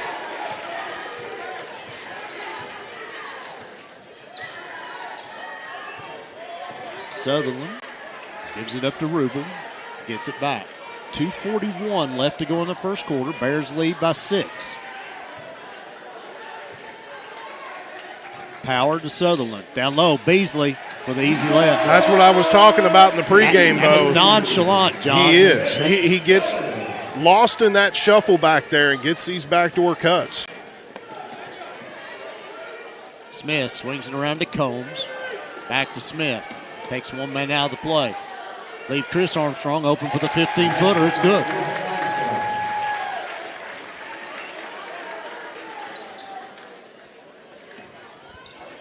Bears change to a 1-2-1-1 press here. Back out to Sutherland. Now Bears settle back in their 2-3 zone. Beasley to Rubel. Between the circles, gives it up to Sutherland. Looks to drive the nail into the lane. Out to Rubel. He'll fire a wing three. No good. Rebounded Chris Armstrong. His third or fourth rebound already, John. Yeah, Chris Armstrong having a great game to start out here. Third rebound for him with 4 points. Jack, 15-footer from the corner. No good. Chris with another rebound. Back up and in. Put back. 6 points now for Chris Armstrong. That fire burns up. He got the Tiger Woods fist pump on that one.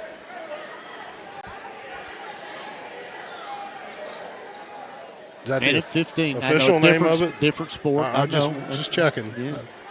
You give me that look. I know how you are. I didn't know he had trademarked the fist pump, but okay. Sutherland to Beasley. 1 foot in the lane. Spins. Back toward the middle. Off the glass net. That is a big-time move for a freshman, It is, John. and it's a tip your hat to him and great shot. I mean, because really Jack Armstrong couldn't have defended it any better.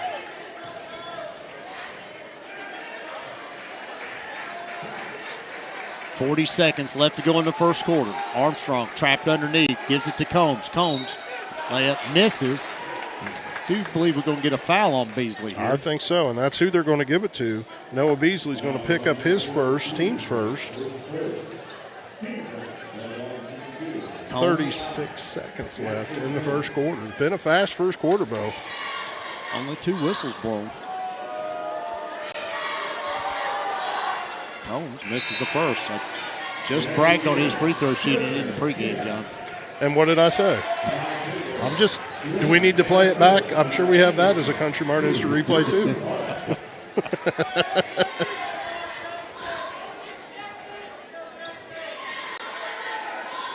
No, misses the second. 12-6. We go under 30 minutes to go in the 30 minutes. You got me tore all pieces, John. Under 30 seconds to go in the first quarter. Oh, goodness. Sam Cook and Ty Kimbrough in the game for the Bears. Beasley in the paint. Picks up his dribble. Now looks to go over the 6'6 Armstrong. That whistle was blown, John, before contact was even made. Yeah, it was. And they're going to get Jack Armstrong with his second. Team second. Big foul on Jack.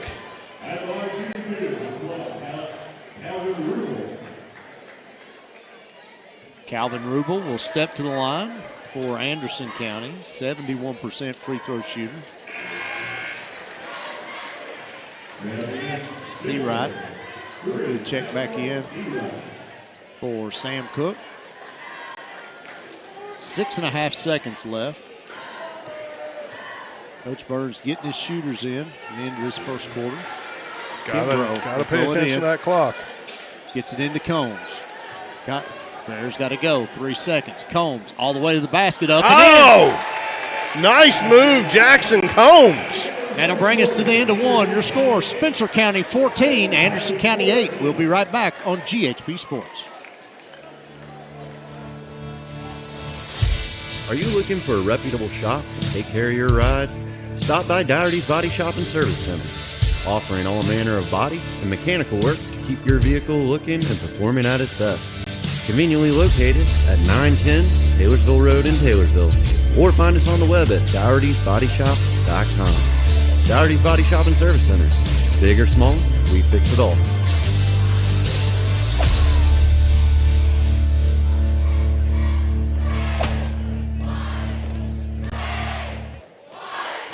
Welcome back to Glenn Drury Court at Anderson County High School. First quarter comes to a close. Spencer County leads 14-8 over Anderson County. John, much quicker pace than what we've seen in the first game. Yeah, very much quicker. Let's look at some team stats real quick, Bo. Spencer County 38% from the field in that first quarter. Anderson County 30%.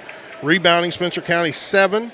Anderson County 5. Assists, Spencer County 3. Anderson County 1. And turnovers, I'm showing here on the stats 0 for Spencer County, 3 for Anderson County. I'm not sure if that 0 is correct, but that's what we're going with. I'll buy that. Yeah. That timeout in the first quarter was taken by Anderson County. Okay. They now have put that up. That was a 30-second timeout that they called, so leaves them with 4. Cook back in the game for the Bears. Now they got Brady in the middle. Back out to Sam. Wing 3. Oh!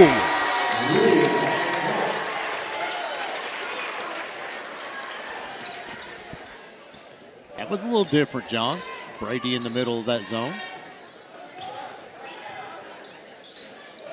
Rubel at the point. Gives it up to Sutherland.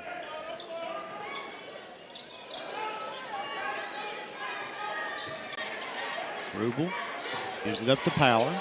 Left-hand dribble, goes between the legs, looking to drive, back out to Rubel, swings around to Hart. Rubel up top between the circles, back to Hart, looking at Beasley, flashing in the middle. Good defense. Beasley now down in the corner, back to Sutherland.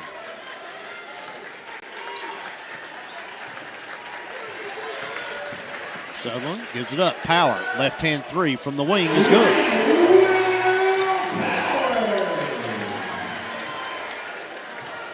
Bears lead cut to 6. Chris Armstrong in the middle gets a bump by Power. Will Power is going to pick up his first, team's first.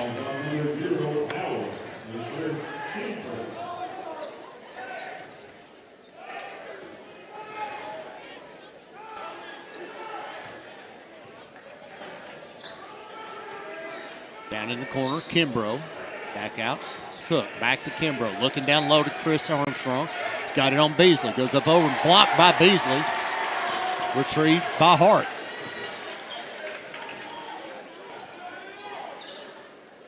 Sutherland, long three, is good. Anderson County, a couple three-pointers, Bo. They're going to crawl back into this game as the lead is now 3. Coach Hyde said in an interview before the season started, this could be the best shooting team I've ever had. Cook. Smith, he'll take a wing three. That's good. 2 threes now for Brady Smith. Just over 5 minutes left to go in the first quarter at Woodford County, and Collins leads 7-0 over the Woodford County Yellow Jackets.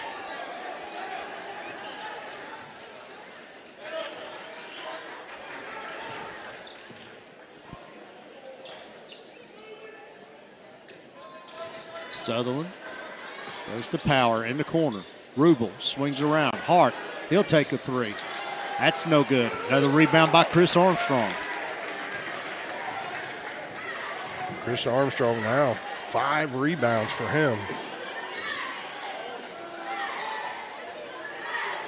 Armstrong in the middle. That was there, John. I believe Ty was just a little late on cutting to the basket. I think he was. Chris just led him a little too much. Samuel Seawright going to check back in for Sam Cook.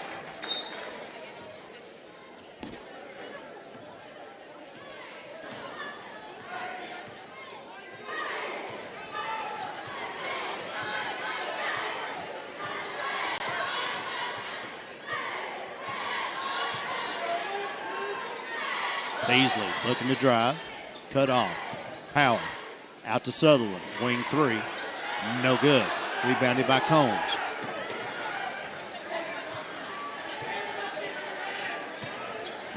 Combs swings it to Seawright. Drives. Tries to go back to Combs. Taken away. Sutherland across the timeline. Left-hand dribble. Over in the corner. Power. Nice ball movement. Back to Hart. Now back in the corner to Sutherland. Drives baseline. Hart, well, he'll take a corner three. It's good. Timeout. Coach Burns, a 30-second timeout. And he is not happy at all. And Samuel Seawright's here there with his defense. He's giving up way too much on the outside to these Anderson County Bearcats who both can shoot the three-pointer just like we can at Spencer County. And right now, actually, Anderson County 3 of 7 for 43% from behind the arc. Spencer County 4 of 9 for 44%. So not an advantage right now for the Bears, especially if our defense can't get out on the wings and pick up these shooters. John, you watch it, it's 7-1 here in this Collins-Woodford County game. Collins wins this game, they're the one. Yeah. And that leaves, that would mean that tonight's game here is actually for the 2. Yeah, that's what it would be. Well, Woodford County still has to play Anderson County. And so if Spencer County is to win tonight and then beat Shelby County, we would then be the 2 seed having lost to Collins. And because Collins would have beat us, would have beat Woodford. Woodford would then fall to, at best, the 3 seed. Could potentially put to where Woodford and Anderson would be the 2 teams deciding the 3 and 4 seed. But none of it matters if we don't get this victory here tonight, Bo. Nope.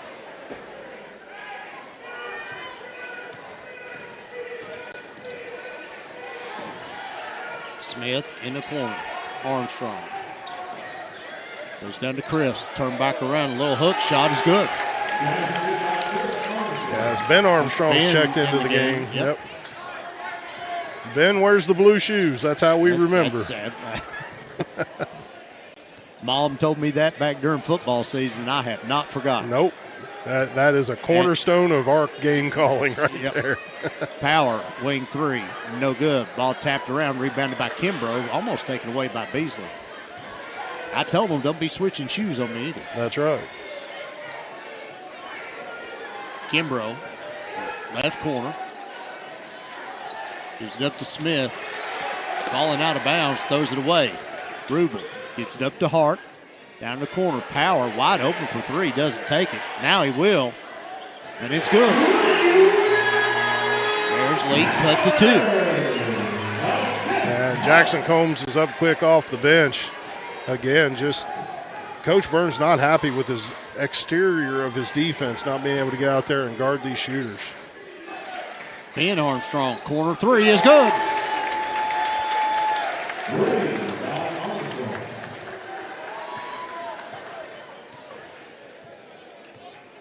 (25-20). Bears lead is 5 with 2:44 left to go in the first half.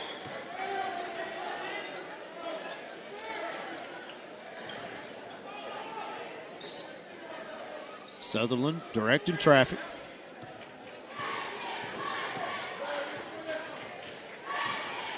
Left-hand dribble into the lane. Shots up, no good. Another rebound by Chris Armstrong. Seawright fakes. He'll take a wing 3. It's short, no good. Ben with the rebound. That's up, and that's no good. Rebounded by Beasley. Bearcats quickly the other way. Rubel gets into the lane. Gives it up to Beasley. Over the corner. Power. Left-hand 3 is good. And that's 2 in a row that he's been able to get really, really good open looks at. And that is what has Coach Burns so fired up. Turnover. Rubel with the steal. Takes it all the way in. Shots up with the left hand and in. Ties it up at 25.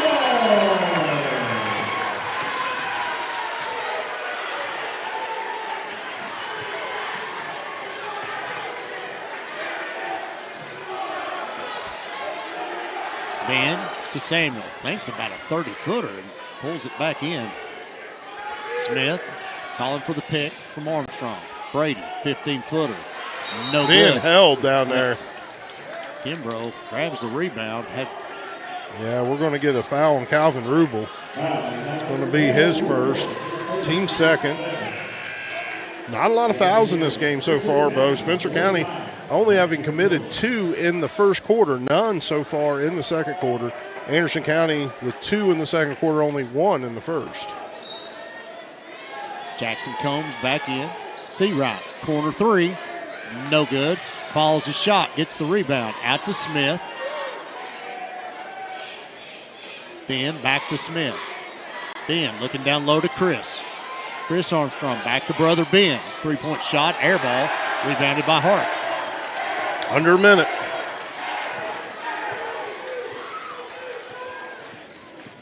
Sutherland behind the back dribble, spins. Hart hesitant to shoot, John, and I hit 2 in a row. I'm throwing the next one up. 42 seconds. Bearcats back it back out.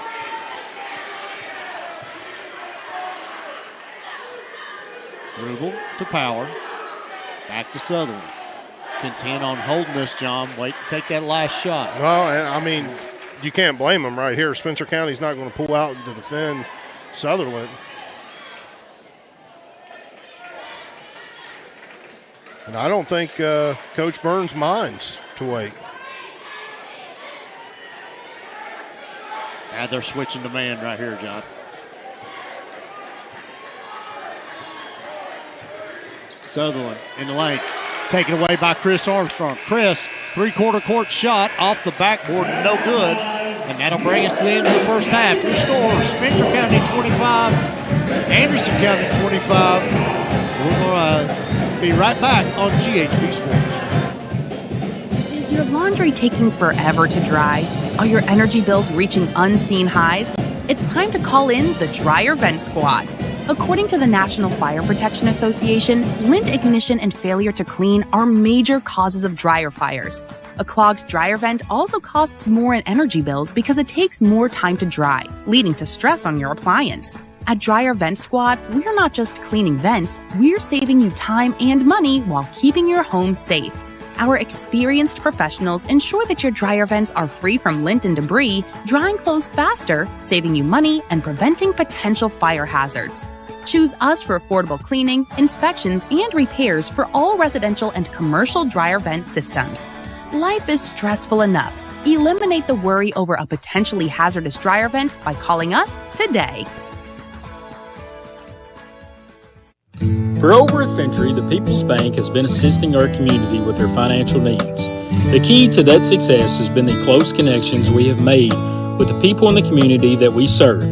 Come in today at our main office located in the historic downtown Taylorsville at 23 West Main Street, or at our branch located at 5511 Taylorsville Road in Fisherville, and see how we can serve you. The People's Bank is proud to support the efforts of our local athletic program. Go Bears!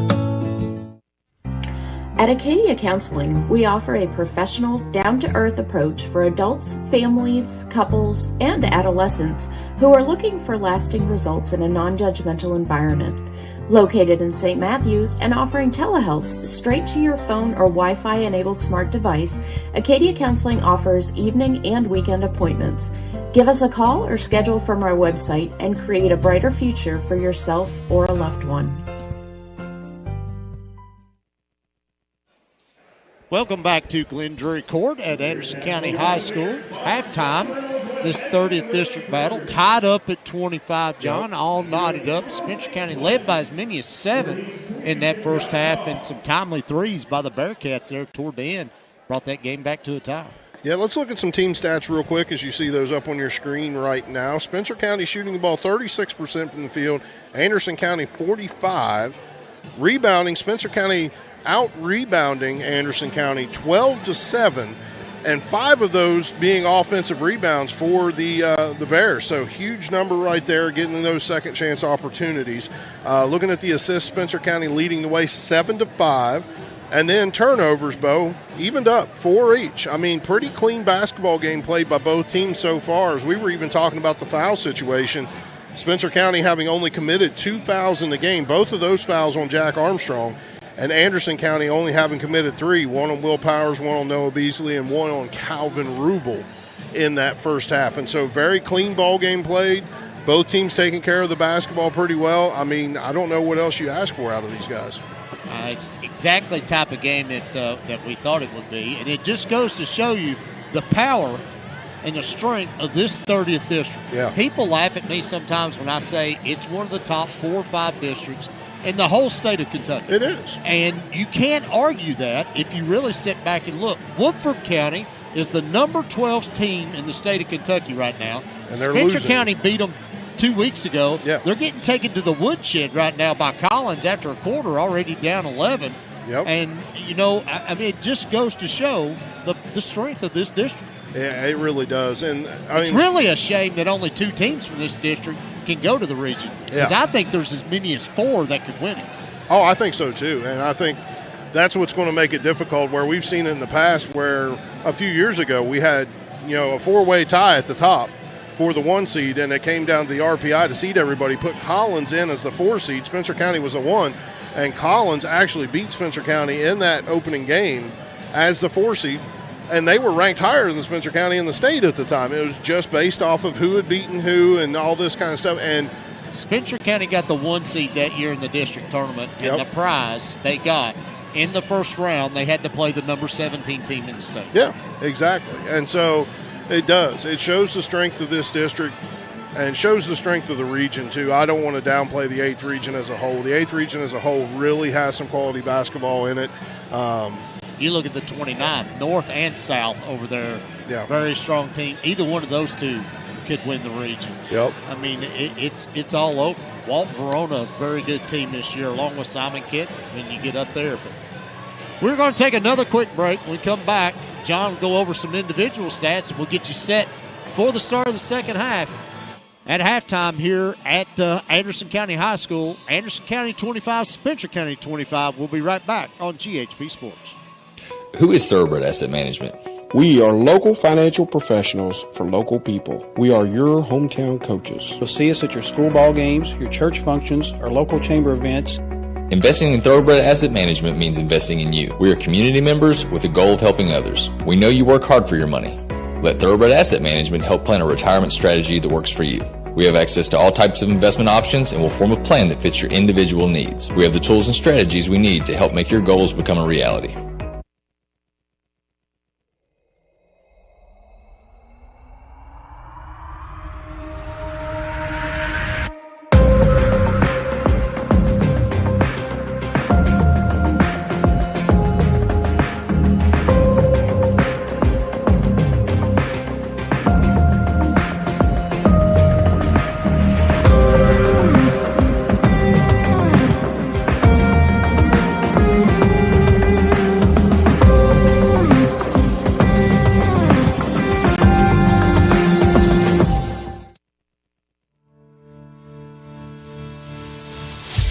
Are you looking for a reputable shop to take care of your ride? Stop by Dougherty's Body Shop and Service Center, offering all manner of body and mechanical work to keep your vehicle looking and performing at its best. Conveniently located at 910 Taylorsville Road in Taylorsville, or find us on the web at Dougherty'sBodyShop.com. Dougherty's Body Shop and Service Center. Big or small, we fix it all.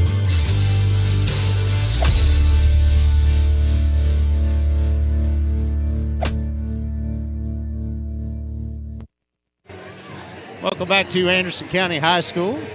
Friday night doubleheader tonight. Anderson County girls defeated Spencer County girls in the first game. Now here in the nightcap, John, tied at 25 at the break. Yep. Again, Spencer County led by as many as 7 in that first half. And Anderson County came fighting back. Will Power a couple threes. And we're looking here as Woodford County is now fighting back in their game halfway through the second quarter. Collins leads 16-13, but before we go any further, as the Bears come back out on the floor, get some individual stuff here. Sure. Spencer County right now, Bo, being led by Chris Armstrong out there. 8 points, 6 rebounds for him in that first half. Huge half for Chris Armstrong. Followed up by Brady Smith with 6, Sam Cook with 3, Samuel Seawright with 3, Ben Armstrong with 3, and Jackson Combs with 2 rounds it out to get to the 25 points for them. Looking at the Anderson County Bearcats, Will Powers leads the way, 9 points. He's 3 of 4 from behind the arc. I bet you about any amount of money that was talked about in the locker room by Coach Burns and these three-pointers that are being able to be to send up. But Noah Beasley follows him up with 6. You also have 4 points from Calvin Rubel. We're going to go down to Blaine with Coach Burns. Hey, Coach, tie at the half. What do you think your team needs to do to get out in front early in the second half? We got off to a good start. We rebounded well. That's the big name of the game. We were a little bit more comfortable. We were moving it well. We just got a little too sped up there as the game went on. And we made it terrible. We made some terrible mistakes on defense. So we let them off the hook. All right, thank you, Coach. Thank you, Coach. Thank you, Blaine. John, back to our... Okay, Calvin Rubel with 4. I'm trying to pick up where I left off if I can here. 3 points for Trayton Hart and also 3 points for Carson Sutherland to get your 25 points then for the Anderson County Bearcats. Nobody really flashing the leather, as you would say, in rebounds. Hart does have 3, 2 for Noah Beasley, 1 for Carson Sutherland, and that rounds out the rebounding for Anderson County in that first half. Hawkinsmith, no rebounds at all for him, and he's kind of been a little bit of Coach Hyatt's bread and butter down low for the last few years, and so look for Coach Hyatt to try to get him a little bit more involved down on the paint. For Spencer County, you and I talked about it. It was some defensive hiccups, I guess, that you would see with these some of these shots that got put up on the outside, and Coach Burns not happy with that. Anderson County's got some good shooters, and if we allow them to get hot from the outside, we're just going to be right now we're playing from even. We're soon going to be playing from behind. Looking at the Collins-Woodford County game, 3.5 minutes left to go in the second quarter. Woodford County's climbed back into this. Collins has a lead 19-16.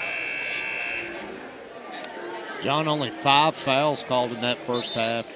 3 on Anderson County, 2 on Spencer County. Both of those on Jack Armstrong. He is going to start the second half here with those 2 fouls. Somebody Spencer County desperately needs on the floor with Hawkins Smith and Beasley down low in the paint. Starting 5 back on the floor for Coach Burns. Same for Coach Hyatt. Anderson County with the ball first. Bears open up, 2-3 zone.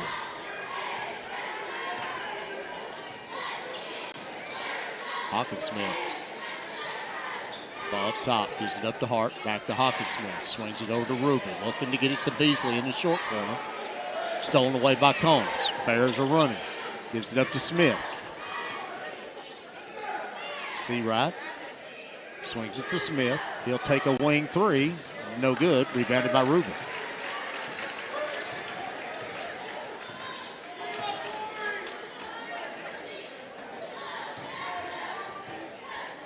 Sutherland brings it back out top.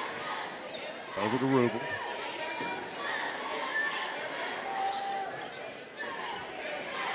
Hart from the wing.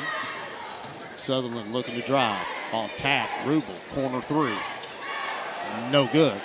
Ball fought for, brought down by Combs. Combs to Chris Armstrong in the corner. Back to Combs. Drives the paint. Gives it to Jack. Got Hawkins Smith on him. Jack underneath. Nice. Jack using that backboard to actually protect the basketball as he's able to get that shot up from underneath. Bears lead by 2 early on in the second half.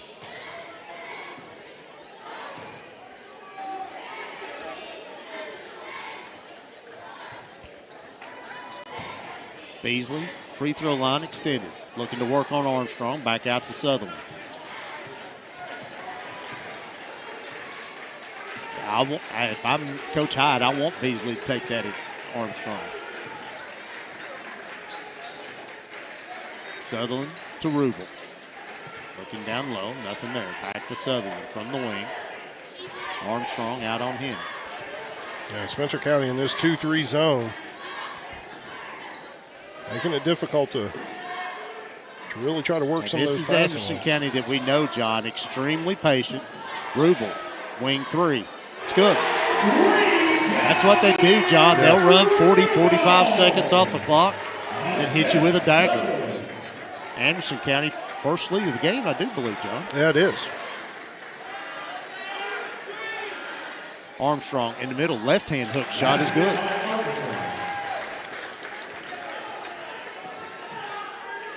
Got that little baby hook with either the left or the right, John. He lays it up there so soft. I love to watch that. It's old school basketball. Yep. I love to see it.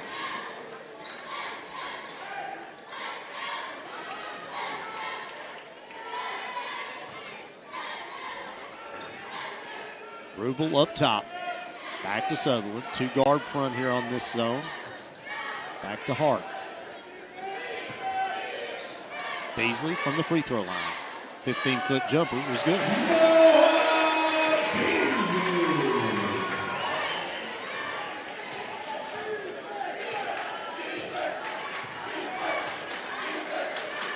Chris to Jackson Combs. Back to Smith. Combs down low. Gives it to brother Jack. Shots up and no good. Going to get a foul. I do believe on Hart. See who they get. No. No, they're going to give that to 34. That's Hawkins Smith. His first, team's first. Jack Armstrong at the line for the Bears.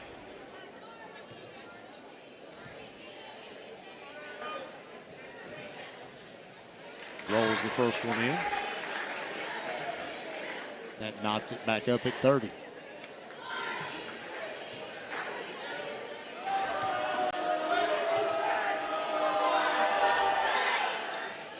Armstrong makes them both. 87% free throw shooter, John, this season. That's good when you got a 6'6" big guy. I'm glad you waited to say that. I did. I've done that on purpose. You're learning. I'm learning. That's good.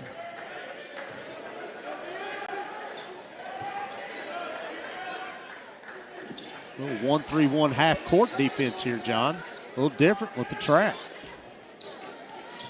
We've not seen this out of the Bears. Quickly, Hawkinsmith up top. Sutherland, top of the key three. In and out, no good. Another rebound, Chris Armstrong.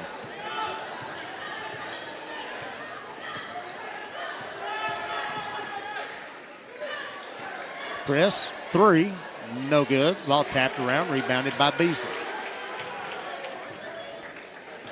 Bears lead by one, just under 4 minutes to go in the third. Beasley to Sutherland. Back to Hart. He'll take a three. It's good.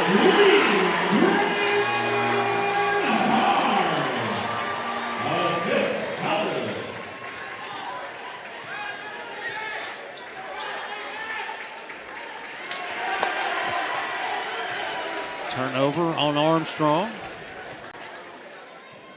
Bearcats come back the other way. Bears now sit back in the 2-3. Beasley in the lane. Been there a while, John. Then throws it away. Yep. You started to wonder about that 3-second call if it was ever going to come out. Doesn't matter. Still turnover on Anderson County.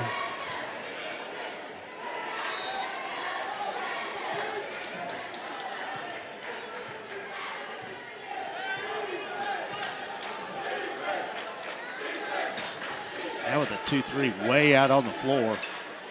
Combs, three. Air ball, rebounded by Beasley. May have been partially tipped. Rubel walked, no call. Gives it back to Sutherland. All right, take another one, it's good. With that, Anderson County 8 of 15 from behind the arc, Bo, 53% in this game. Underneath, Armstrong, shots up, block, gets it back. In and out, no good. Rebound, Beasley.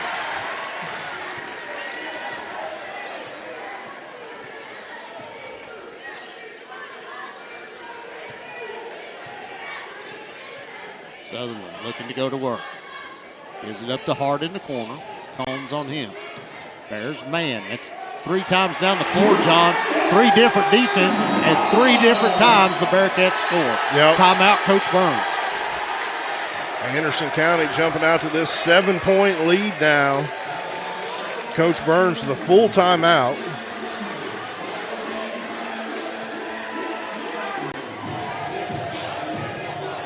I think it's a full timeout. Might be a third. No, it's 30-second timeout. And I don't know what's being said in that huddle, but if I'm Coach Burns down in that huddle, we're talking about effort.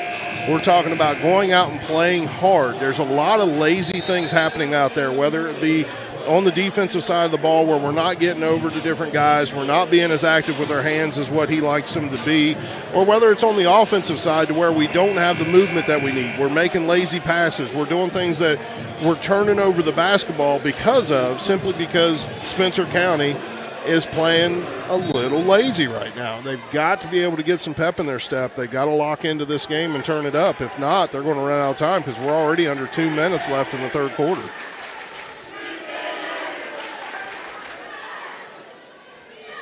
Seawright, left-hand dribble, baseline jumper blocked by Beasley. We're going to call him for a foul. Yep, that's going to be his second, team second.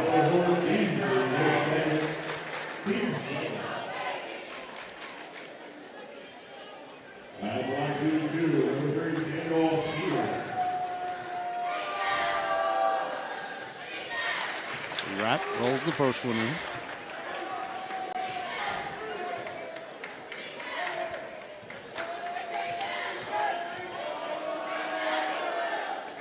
Makes them both. Minute 46 left to go in the third. Spencer County trails by 5.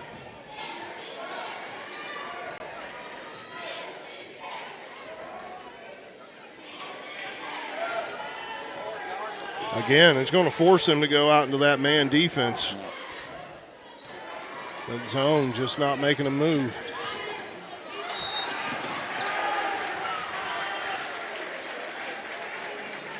We're going to get a foul on C, right? We are. That's going to be his first, team's first.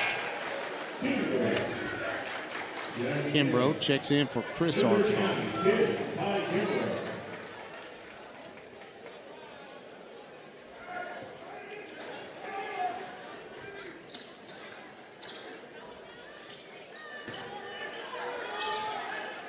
Obviously, Coach Hyatt sees something in this man-to-man defense by the Bears that he likes to keep Sutherland out there to draw them out of that. Sutherland's going to pick up the foul. It's going to be his first, team's third.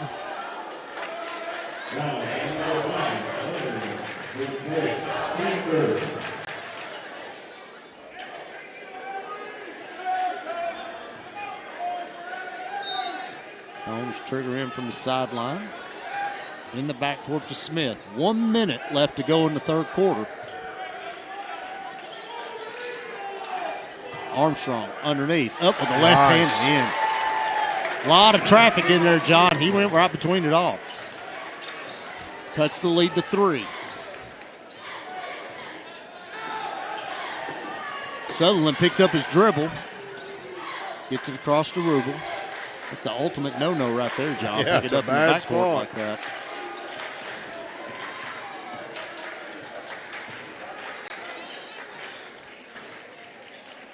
Rubel from the wing. Ball tapped away, stolen by Jack Armstrong. Armstrong takes it the length of the floor by himself. Shots up and in, he got gets the foul.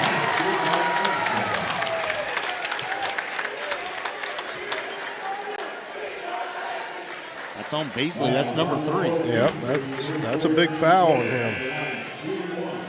Howard comes in for Hawkinsmith. Sam Cook going to check in for Brady Smith. 18.8 seconds left to go in the third quarter. Jack Armstrong a chance to tie the game here, Bo.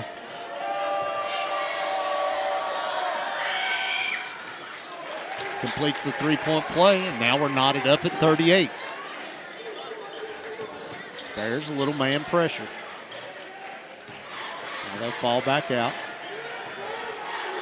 Cook will guard Rubel full court. They're going to get him for a foul. It's almost like he done that on purpose. And I believe he did. I really do. Just to burn some time off the clock. It's his first, team second. Force them to inbound again because, you have 2 team fouls. I mean, you can do this 2 more times. Coach Burns by no means upset with Sam on that. I mean, that was... Sam coming up to do it again, maybe. Beasley in the corner. We're going to get a block. Oh, that's a rough call on Jack Armstrong. It's going to be his third, team's third. 2.7 seconds left to go in the third quarter. Brady Smith coming in. And Chris Armstrong for Sam Cook and Jack Armstrong. Rubel does a little cleanup duty underneath.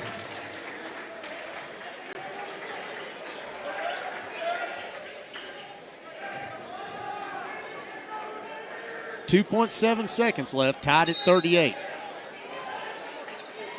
Hawkinsmith gets it back to Sutherland for the 3. It's no good. And that brings us to the end of the third quarter. Your score all knotted up at 38. We'll be right back on GHP Sports.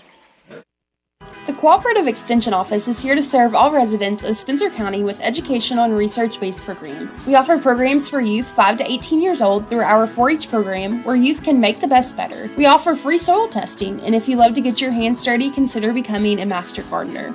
We also offer programs for prevention, wellness, and individual family development, or you can check out our homemaker groups. We are located at 100 Oak Tree Way off Highway 44 in Taylorsville, Kentucky. Come in and see us or check us out on our website or Facebook. Welcome back to Anderson County High Schools. We look at some of our Country Mart replays from that third quarter, John. We're all tied up at 38 here. We're all tied up in Versailles at 22 at the half. And it's exactly what we thought we'd see out of both of these games, really. Yeah, I mean, this is what we was talking about with how good this 30th district is. Looking at some team stats real quick, Spencer County 36% from the field, 48% for the Anderson County Bearcats. Rebounding, Spencer County leading the way, 15 rebounds, 11 for Anderson County. Both teams sitting with 8 assists right now, Bo. And turnovers, Spencer County 5, Anderson County with 7.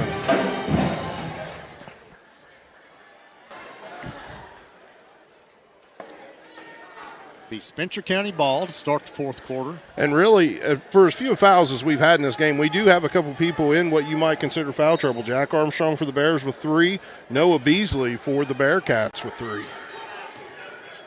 Ooh, might have got away with a walk there, John. Somebody's got to come to it. Gets it across. Smith, top of the key 3, long, brought down by Power.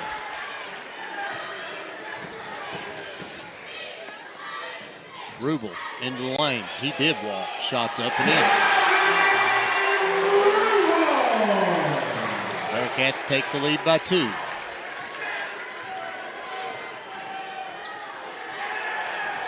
Smith splits defenders, gets it to Armstrong. Seawright drives into the lane. Shots up, no good. Tap by Armstrong, no good. Brought down by Hart. Sutherland to Power. Beasley by himself underneath. Goes to Rubel in the corner. It's good. Quick 5-0 run to start the fourth quarter for the Bearcats.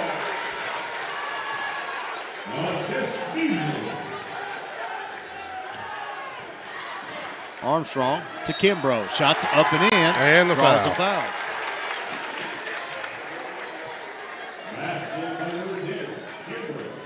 Calvin Rubel is going to pick up his second foul, team's first.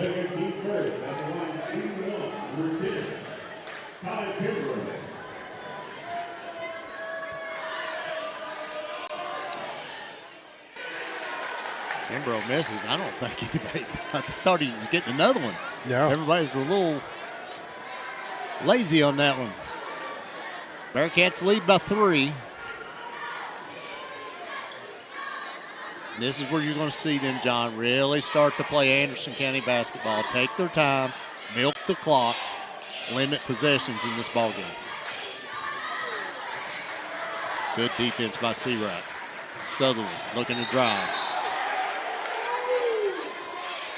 They're going to get Seawright for the foul, too. That's going to be his second, team's first.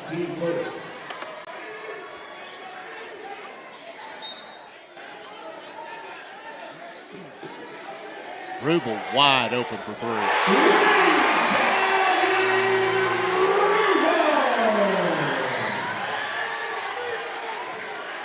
Can't give good shooters looks like that. Armstrong gets it across. Back to Smith.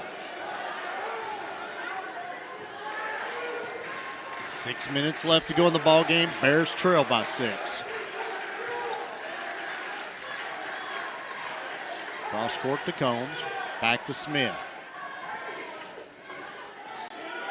Seawright, corner. 3-pointers up. It's good. That's a big shot right there. Full timeout for Coach Burns. Big shot from Samuel Seawright to cut that lead in half, 46-43, 5:47 left to go in the game. See the Country Mart instant replay. Samuel just a little fade to the corner, John. He slipped off to the corner unnoticed and was able to be picked up by his teammates there to be able to get that shot off. And, of course, we know Samuel doesn't miss very many of those.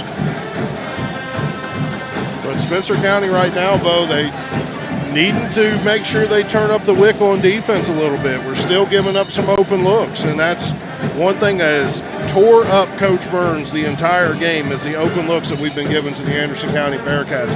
Got to be able to close down a little bit quicker. Offensively, I think we're okay. I think we could try to work the ball in a little bit more. Of course, Anderson County's extended that defense out, trying to pressure us further away from the basket, trying to create turnovers, longer passes. If we can get that ball down to the wing, we can get it down to the inside or even to the free throw line, somewhere in there to where we can facilitate from those different spots of the floor to be able to dish to open shooters, I think we're going to have a better opportunity offensively.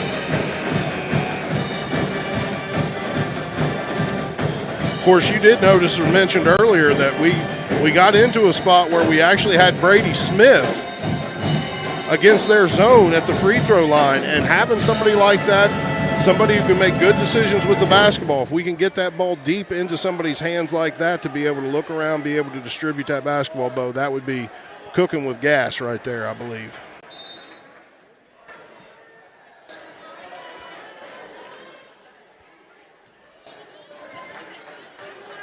There's a little token pressure. Rubel backs it up. Leaves it to Beasley all by itself.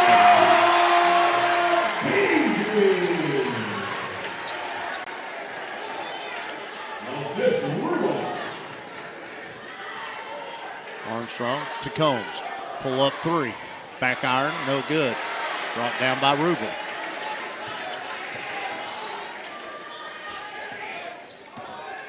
Rubel looks to drive on Seawright. Back out to Hart. Up top to Sutherland. Coach Hyatt marks out orders. Beasley way out on the floor. Back to Sutherland.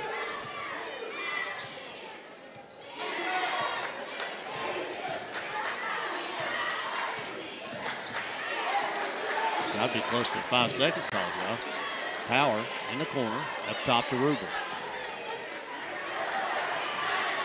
Ball tap on the floor, picked up by Smith. Brady Smith all the way in. Layup is good. Got an official timeout. Seawright a little slow to get up there, but he is up moving.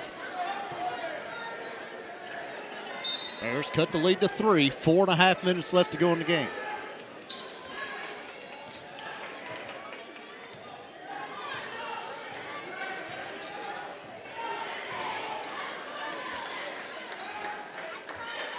Staying man-to-man. Power up top to Hart. Rubel looking to drive in the lane. Goes out to Power. Corner three. Short. Beasley tries to save it in. Steps on the end line. Spencer County ball. Spencer County opportunity right here with that turnover by the Anderson County Bearcats. That makes 8 of those for them. They've got to be able to capitalize on these, Bo. They've got to be able to get points off of these turnovers. Not many turnovers, so when you do get one, you do, John. You've got to capitalize on it. Chris, corner three is good. That'll do. That ties it at 48.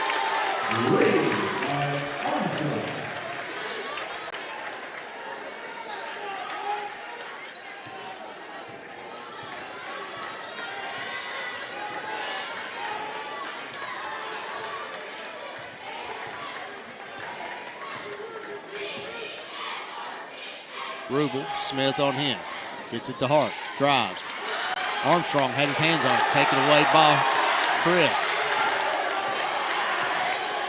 Seawright crosses the timeline to Combs. Combs in the corner.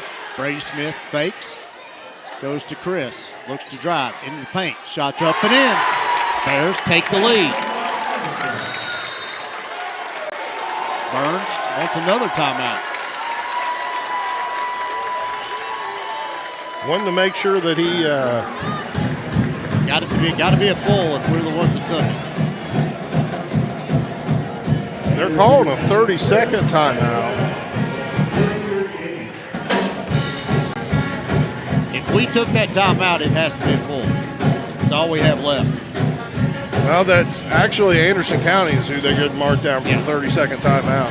Because that'll leave them with 3, Spencer County 2, and like you said, Bo, both of those full timeouts. Collins still leading that game over Versailles 27-26. 5.5 left to go in the third quarter.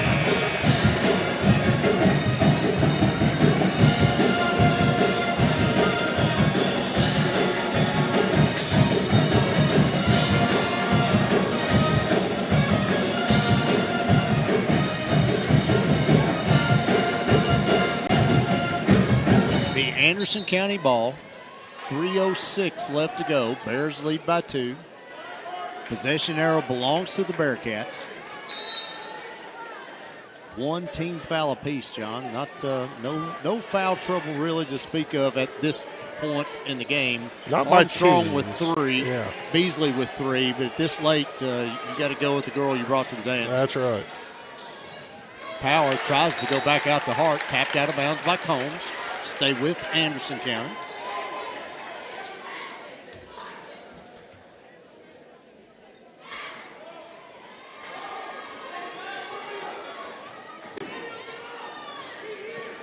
Oh, yes, that's offensive on Powers.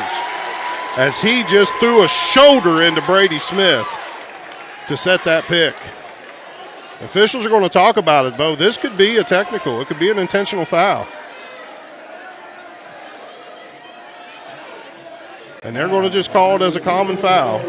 But that's going to be his second, team second. Hyatt's pleading his case, but I don't know where he's got a case to plead. No, I don't John. either. He threw that shoulder in. That could very well have been a flagrant foul if you're looking at the college rule. We're under 3 minutes. Spencer County ball, up by 2. 2-2-1, full court pressure. Get it to Armstrong. Seawright pulls up. 3 is no good. Rebound by Power. That's not a shot Spencer County needed right there, John. Beasley underneath. No, we need to find better looks.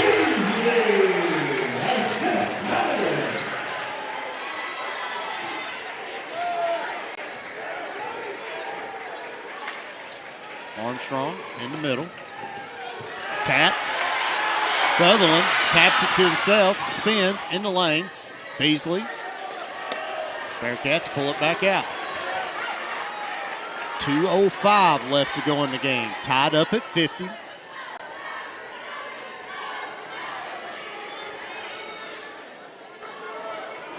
Hyatt directing traffic. Beasley with the pick. Switch off. Now got Chris Armstrong on Sutherland. Hart in the corner. Taken away by Combs. Goes out of bounds. Be Anderson County ball. They could have just as easily called a foul on Hart there, too. Not going to get that call. Hawkinsmith checks back in. First time he's been in a while, John. Hart comes out. No, Power comes out.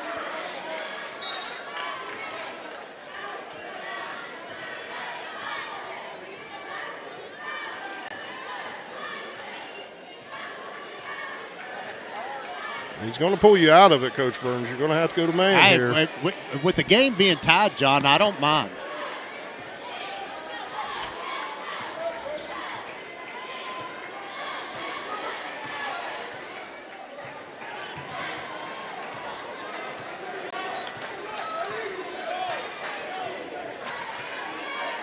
Birds changing defenses right now.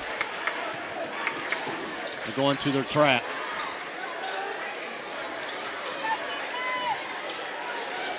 Bearcats need to look opposite here. We're going to get a timeout by Coach Hyatt. Full timeout. It's getting a little out of hand for him right there. Spencer County really pushing the envelope, trying to get that turnovers. We have 1:02 left to go in this game.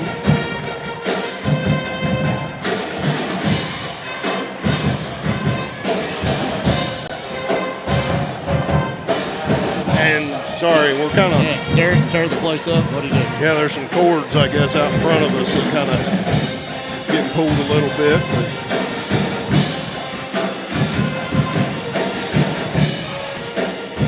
Derek and Jacob doing their best to be able to help get that under control. But now, reset the game here. Spencer County, Anderson County, both tied at 50 right now. Anderson County did call that timeout, full timeout, so they will have the ball coming back in. Quick check on the Collins-Woodford game. 2:15 left to go in the third quarter. Collins leads 34-29. Check that, 36-29. So Collins, they're doing what they need to do over there for themselves. Of course, Spencer County really needing Woodford County to win that game tonight, though. Now, tied up at 50. 1:02 left to go. Session arrow still with Anderson County. Each team with 2 full timeouts left.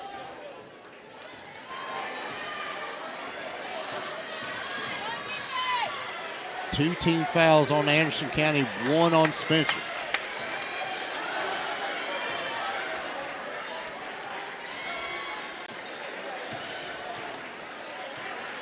And Coach Hyatt's going to do everything he can to get the last shot here, Bo. Hart back out to Ruben. Bears double teaming. Ruben, Sutherland drives, goes underneath the Beasley. Shots up and in. 22 seconds left. Bears got to go. Timeout. Coach Hyatt. 2-point lead. That's what they do, John. They're so patient. Yeah. They lull you to sleep, and next thing you know, they got a backside left. Yep, they do, and that's exactly what they were able to do there. Of course, leaving some time left on the clock, that's kind of a generous thing for them to do for us because we're going to need that time with the 22 seconds left in this game. But I'm sure Coach Burns happy with the timeout called as well by Anderson County here, a chance to get everything reset and how he wants to run his offense. Of course, we know how good Spencer County typically is from behind the arc, though. 7 of 22 tonight for 32% from three-point, which is a decent shooting night for them. They've had better, they've had worse. But if you're Coach Burns, I mean, are you playing for the win or are you playing for the tie right now? Hey, you're on the road, you play for the win. Yeah, I agree. I'm looking at three-point shot, but, I mean, I want the person who's I'm not going to force it, though. Yeah, I want them to be able to have that option to get to a Jackson Combs or a Jack Armstrong or a Chris Armstrong underneath the basket if they're open. If you can do an inside out, if you can get Jack down on the post, I want Jack to take that hook shot. If not, go into him and then kick it back out for the open three to either Combs, Brady Smith, or Seawright.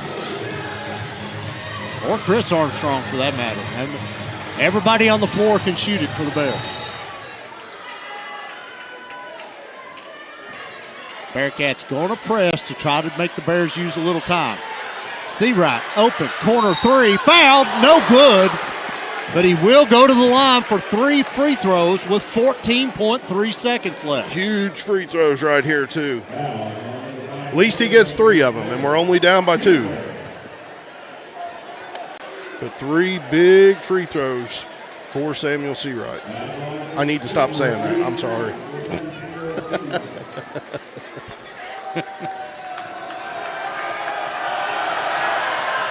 First one is good. You have to have one of the next 2, though. Yeah, you do. You cannot leave this possession without at least being tied. And he rolls the second one in. He makes this one. Coach Burns, I do believe, will call a timeout. Coach Hyde is going to use his, so maybe not. And that's his last timeout of the game. Another full timeout. Coach Burns is going to get his defense ready to set on what he wants to do. I mean, we, of course, are used to seeing that pressure defense on the inbound. We're used to seeing, trying to trap, trying to do these different things, Bo. I don't know if I'm Coach Burns, I might do a little token pressure up the court, force them to take a little time, but I want to drop some people back. I don't want to have somebody get deeper than us and get burnt and get an opportunity at an easy layup for the win in this ball game. This is where you break out your 2-2-1. You make them use 6-7 seconds of that clock. Just getting the ball up the floor and getting into an offense. That's right. Just nobody gets deeper than your last guy. You cannot give up those easy shots. And you've got to change your defense down here on the defensive end because that will make them use up more time. And, hey, you've only got 1 team foul. That's right. Nobody's got more than 3 fouls than Jack Armstrong. Everybody else out there on the floor, Samuel Seawright with 2, Sam Cook with 1. That is it. You get in a sticky situation, foul. Yeah. Make them burn clock. First, Samuel's got to make the free throw. 14.3 seconds left. Jack Armstrong's already dropping back to be deep defensively. We've seen something similar to this, John, in the Arkansas-Georgia game the other night. Piero at the free throw line misses the free throw. Nobody blocked out the shooter. He goes in and makes a shot. Seawright knocks down all 3. Kimbrough checking in for Seawright. Offense, defense here for Coach Burns. A little more height on the floor. 14.3 seconds. Bears lead by 1. Ball comes into Hart. Rubel. He'll bring it across up to Hart. Hart, That's fouled a good by foul. Armstrong. Yep. 9.3 seconds Good left. foul. That's what we were talking about. Coach Burns, of course, as smart as they come with all this stuff, he understands we had the fouls to give, so let's use them. We get in a sticky situation, foul. Seawright back in for Kimbrough. Bears 2-3 zone. Coach Burns wants a full timeout. Definitely wants to get this set. You know, you don't leave stuff to chance now. 9.3 seconds left. Of course, Anderson County's going to try to come up with their best way to get a 2 off. And right now, I mean, I'll be honest with you, Bo, they've done well with that underneath the basket tonight between Beasley and Hawkinsmith. Now, Hawkinsmith hasn't really had the points to say, but he's been down there helping block people out, helping to do things underneath the basket. Beasley, he's been a force underneath there. And we talked about how easily he slips in behind things, how easily it is for him to escape those different scenarios and those different defenders. That's something we cannot let Beasley get away from us. We got to have somebody on him, somebody watching him at all times, because that backdoor cut, if it's there, that's an easy bucket.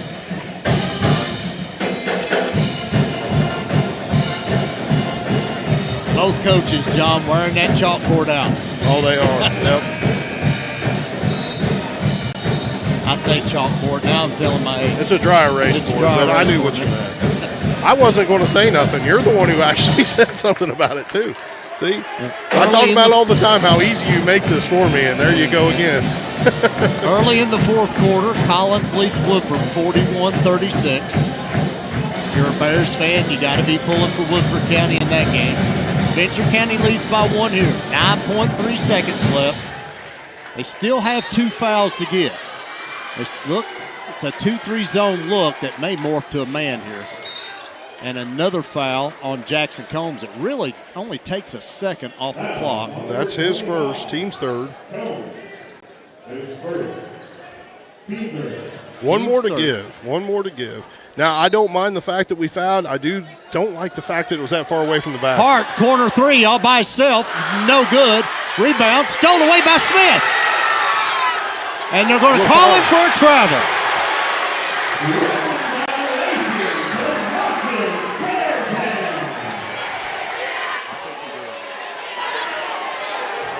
Anderson County ball, 2.7 seconds left, down by 1. Throwing it in from right in front of the Anderson County bench. Ball comes into Hawkinsmith. Stolen! Armstrong, and the clock expires. The clock's at 0, but do they get the foul called? It was awful loud in here. I didn't hear a whistle. Officials are walking out. That's ball game. Ball game. Spencer County wins 53-52. We're going to take a quick break. We'll come back with our postgame show right here on GHP Sports.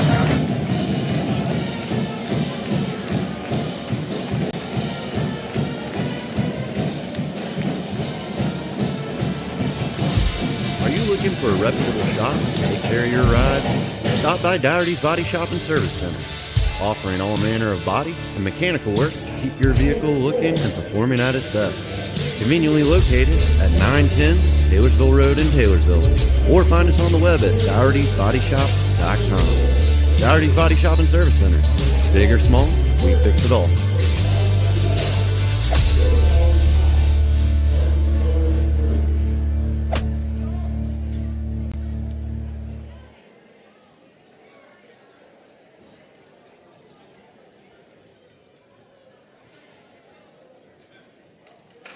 Welcome back to Glenn Drury Court at Anderson County High School.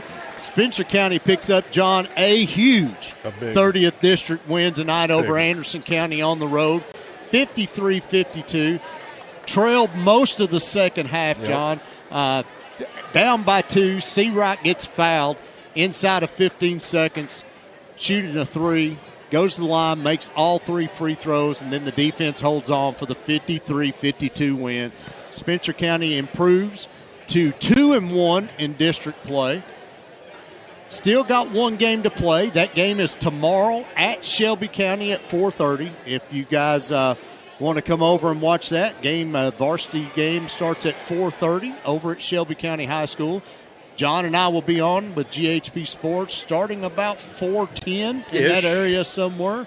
And we'll bring it to you if you want to stay at home. But, John, let's go over some stats right quick, and I think we're probably still in agreement on our player of the game. I imagine we are, because I'll let you go with it. I've already wrote that down. Of course, we're not going to have a Trevor Brown Construction Player of the Game interview tonight. We are naming one.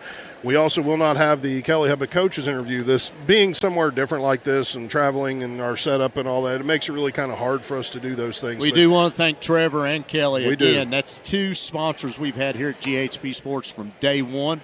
They've never wavered. They've always been right here supporting not only GHP Sports and making it to where we're able to do this, but also supporting their community and Spencer County Bears. So John, looking at some team stats right here, Spencer County finished the game 38% from the field, 56% from the field for Anderson County. 3-pointers. I mean, Anderson County, 10 of 20 from behind the arc for 50%, while Spencer County was 7 of 23 for 30% behind the arc. So huge, huge night shooting the 3-pointers for Anderson County, just not quite enough for them. Rebounding, Spencer County, Anderson County, both 15 rebounds. Of course, 5 offensive for the Bears.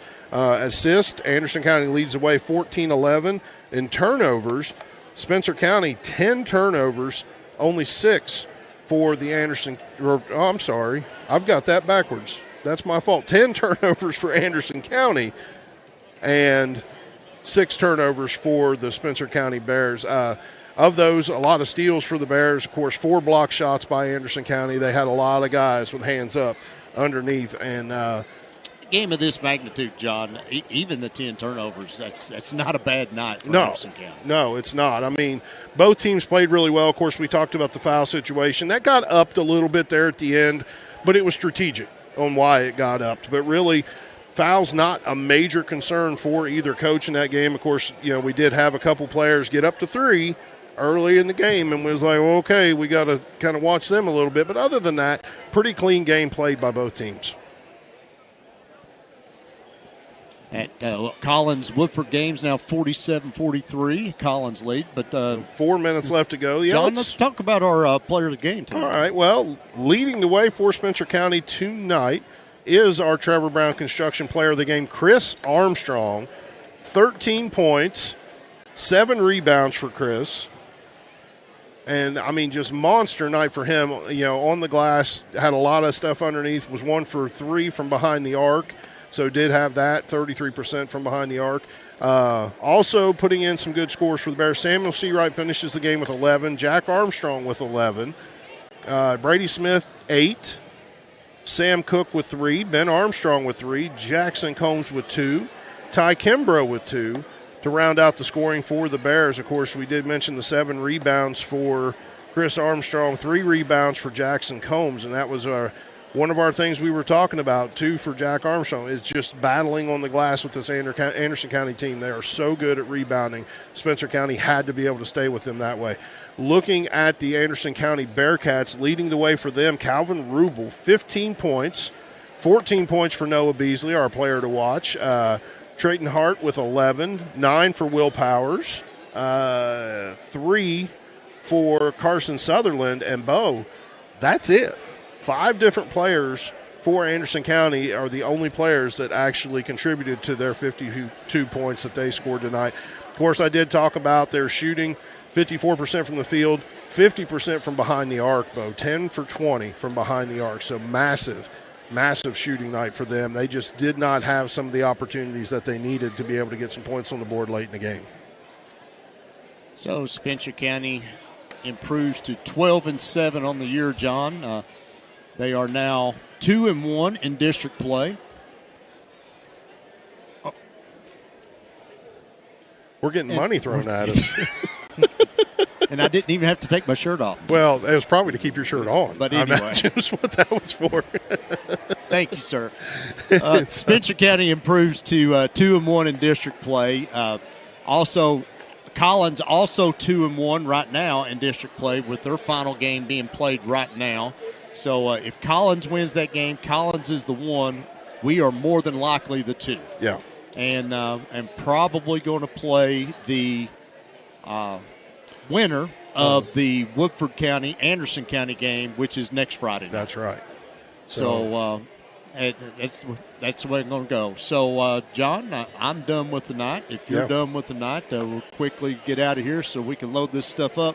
Tomorrow, We'll be on the air right at about 4:05 to 4:10. Spencer County playing at Shelby County. Join us on GHP Sports if you can't make it over there. But John, if you're done, I'm done. Yep. We'll see you tomorrow afternoon for matinee basketball on GHP Sports.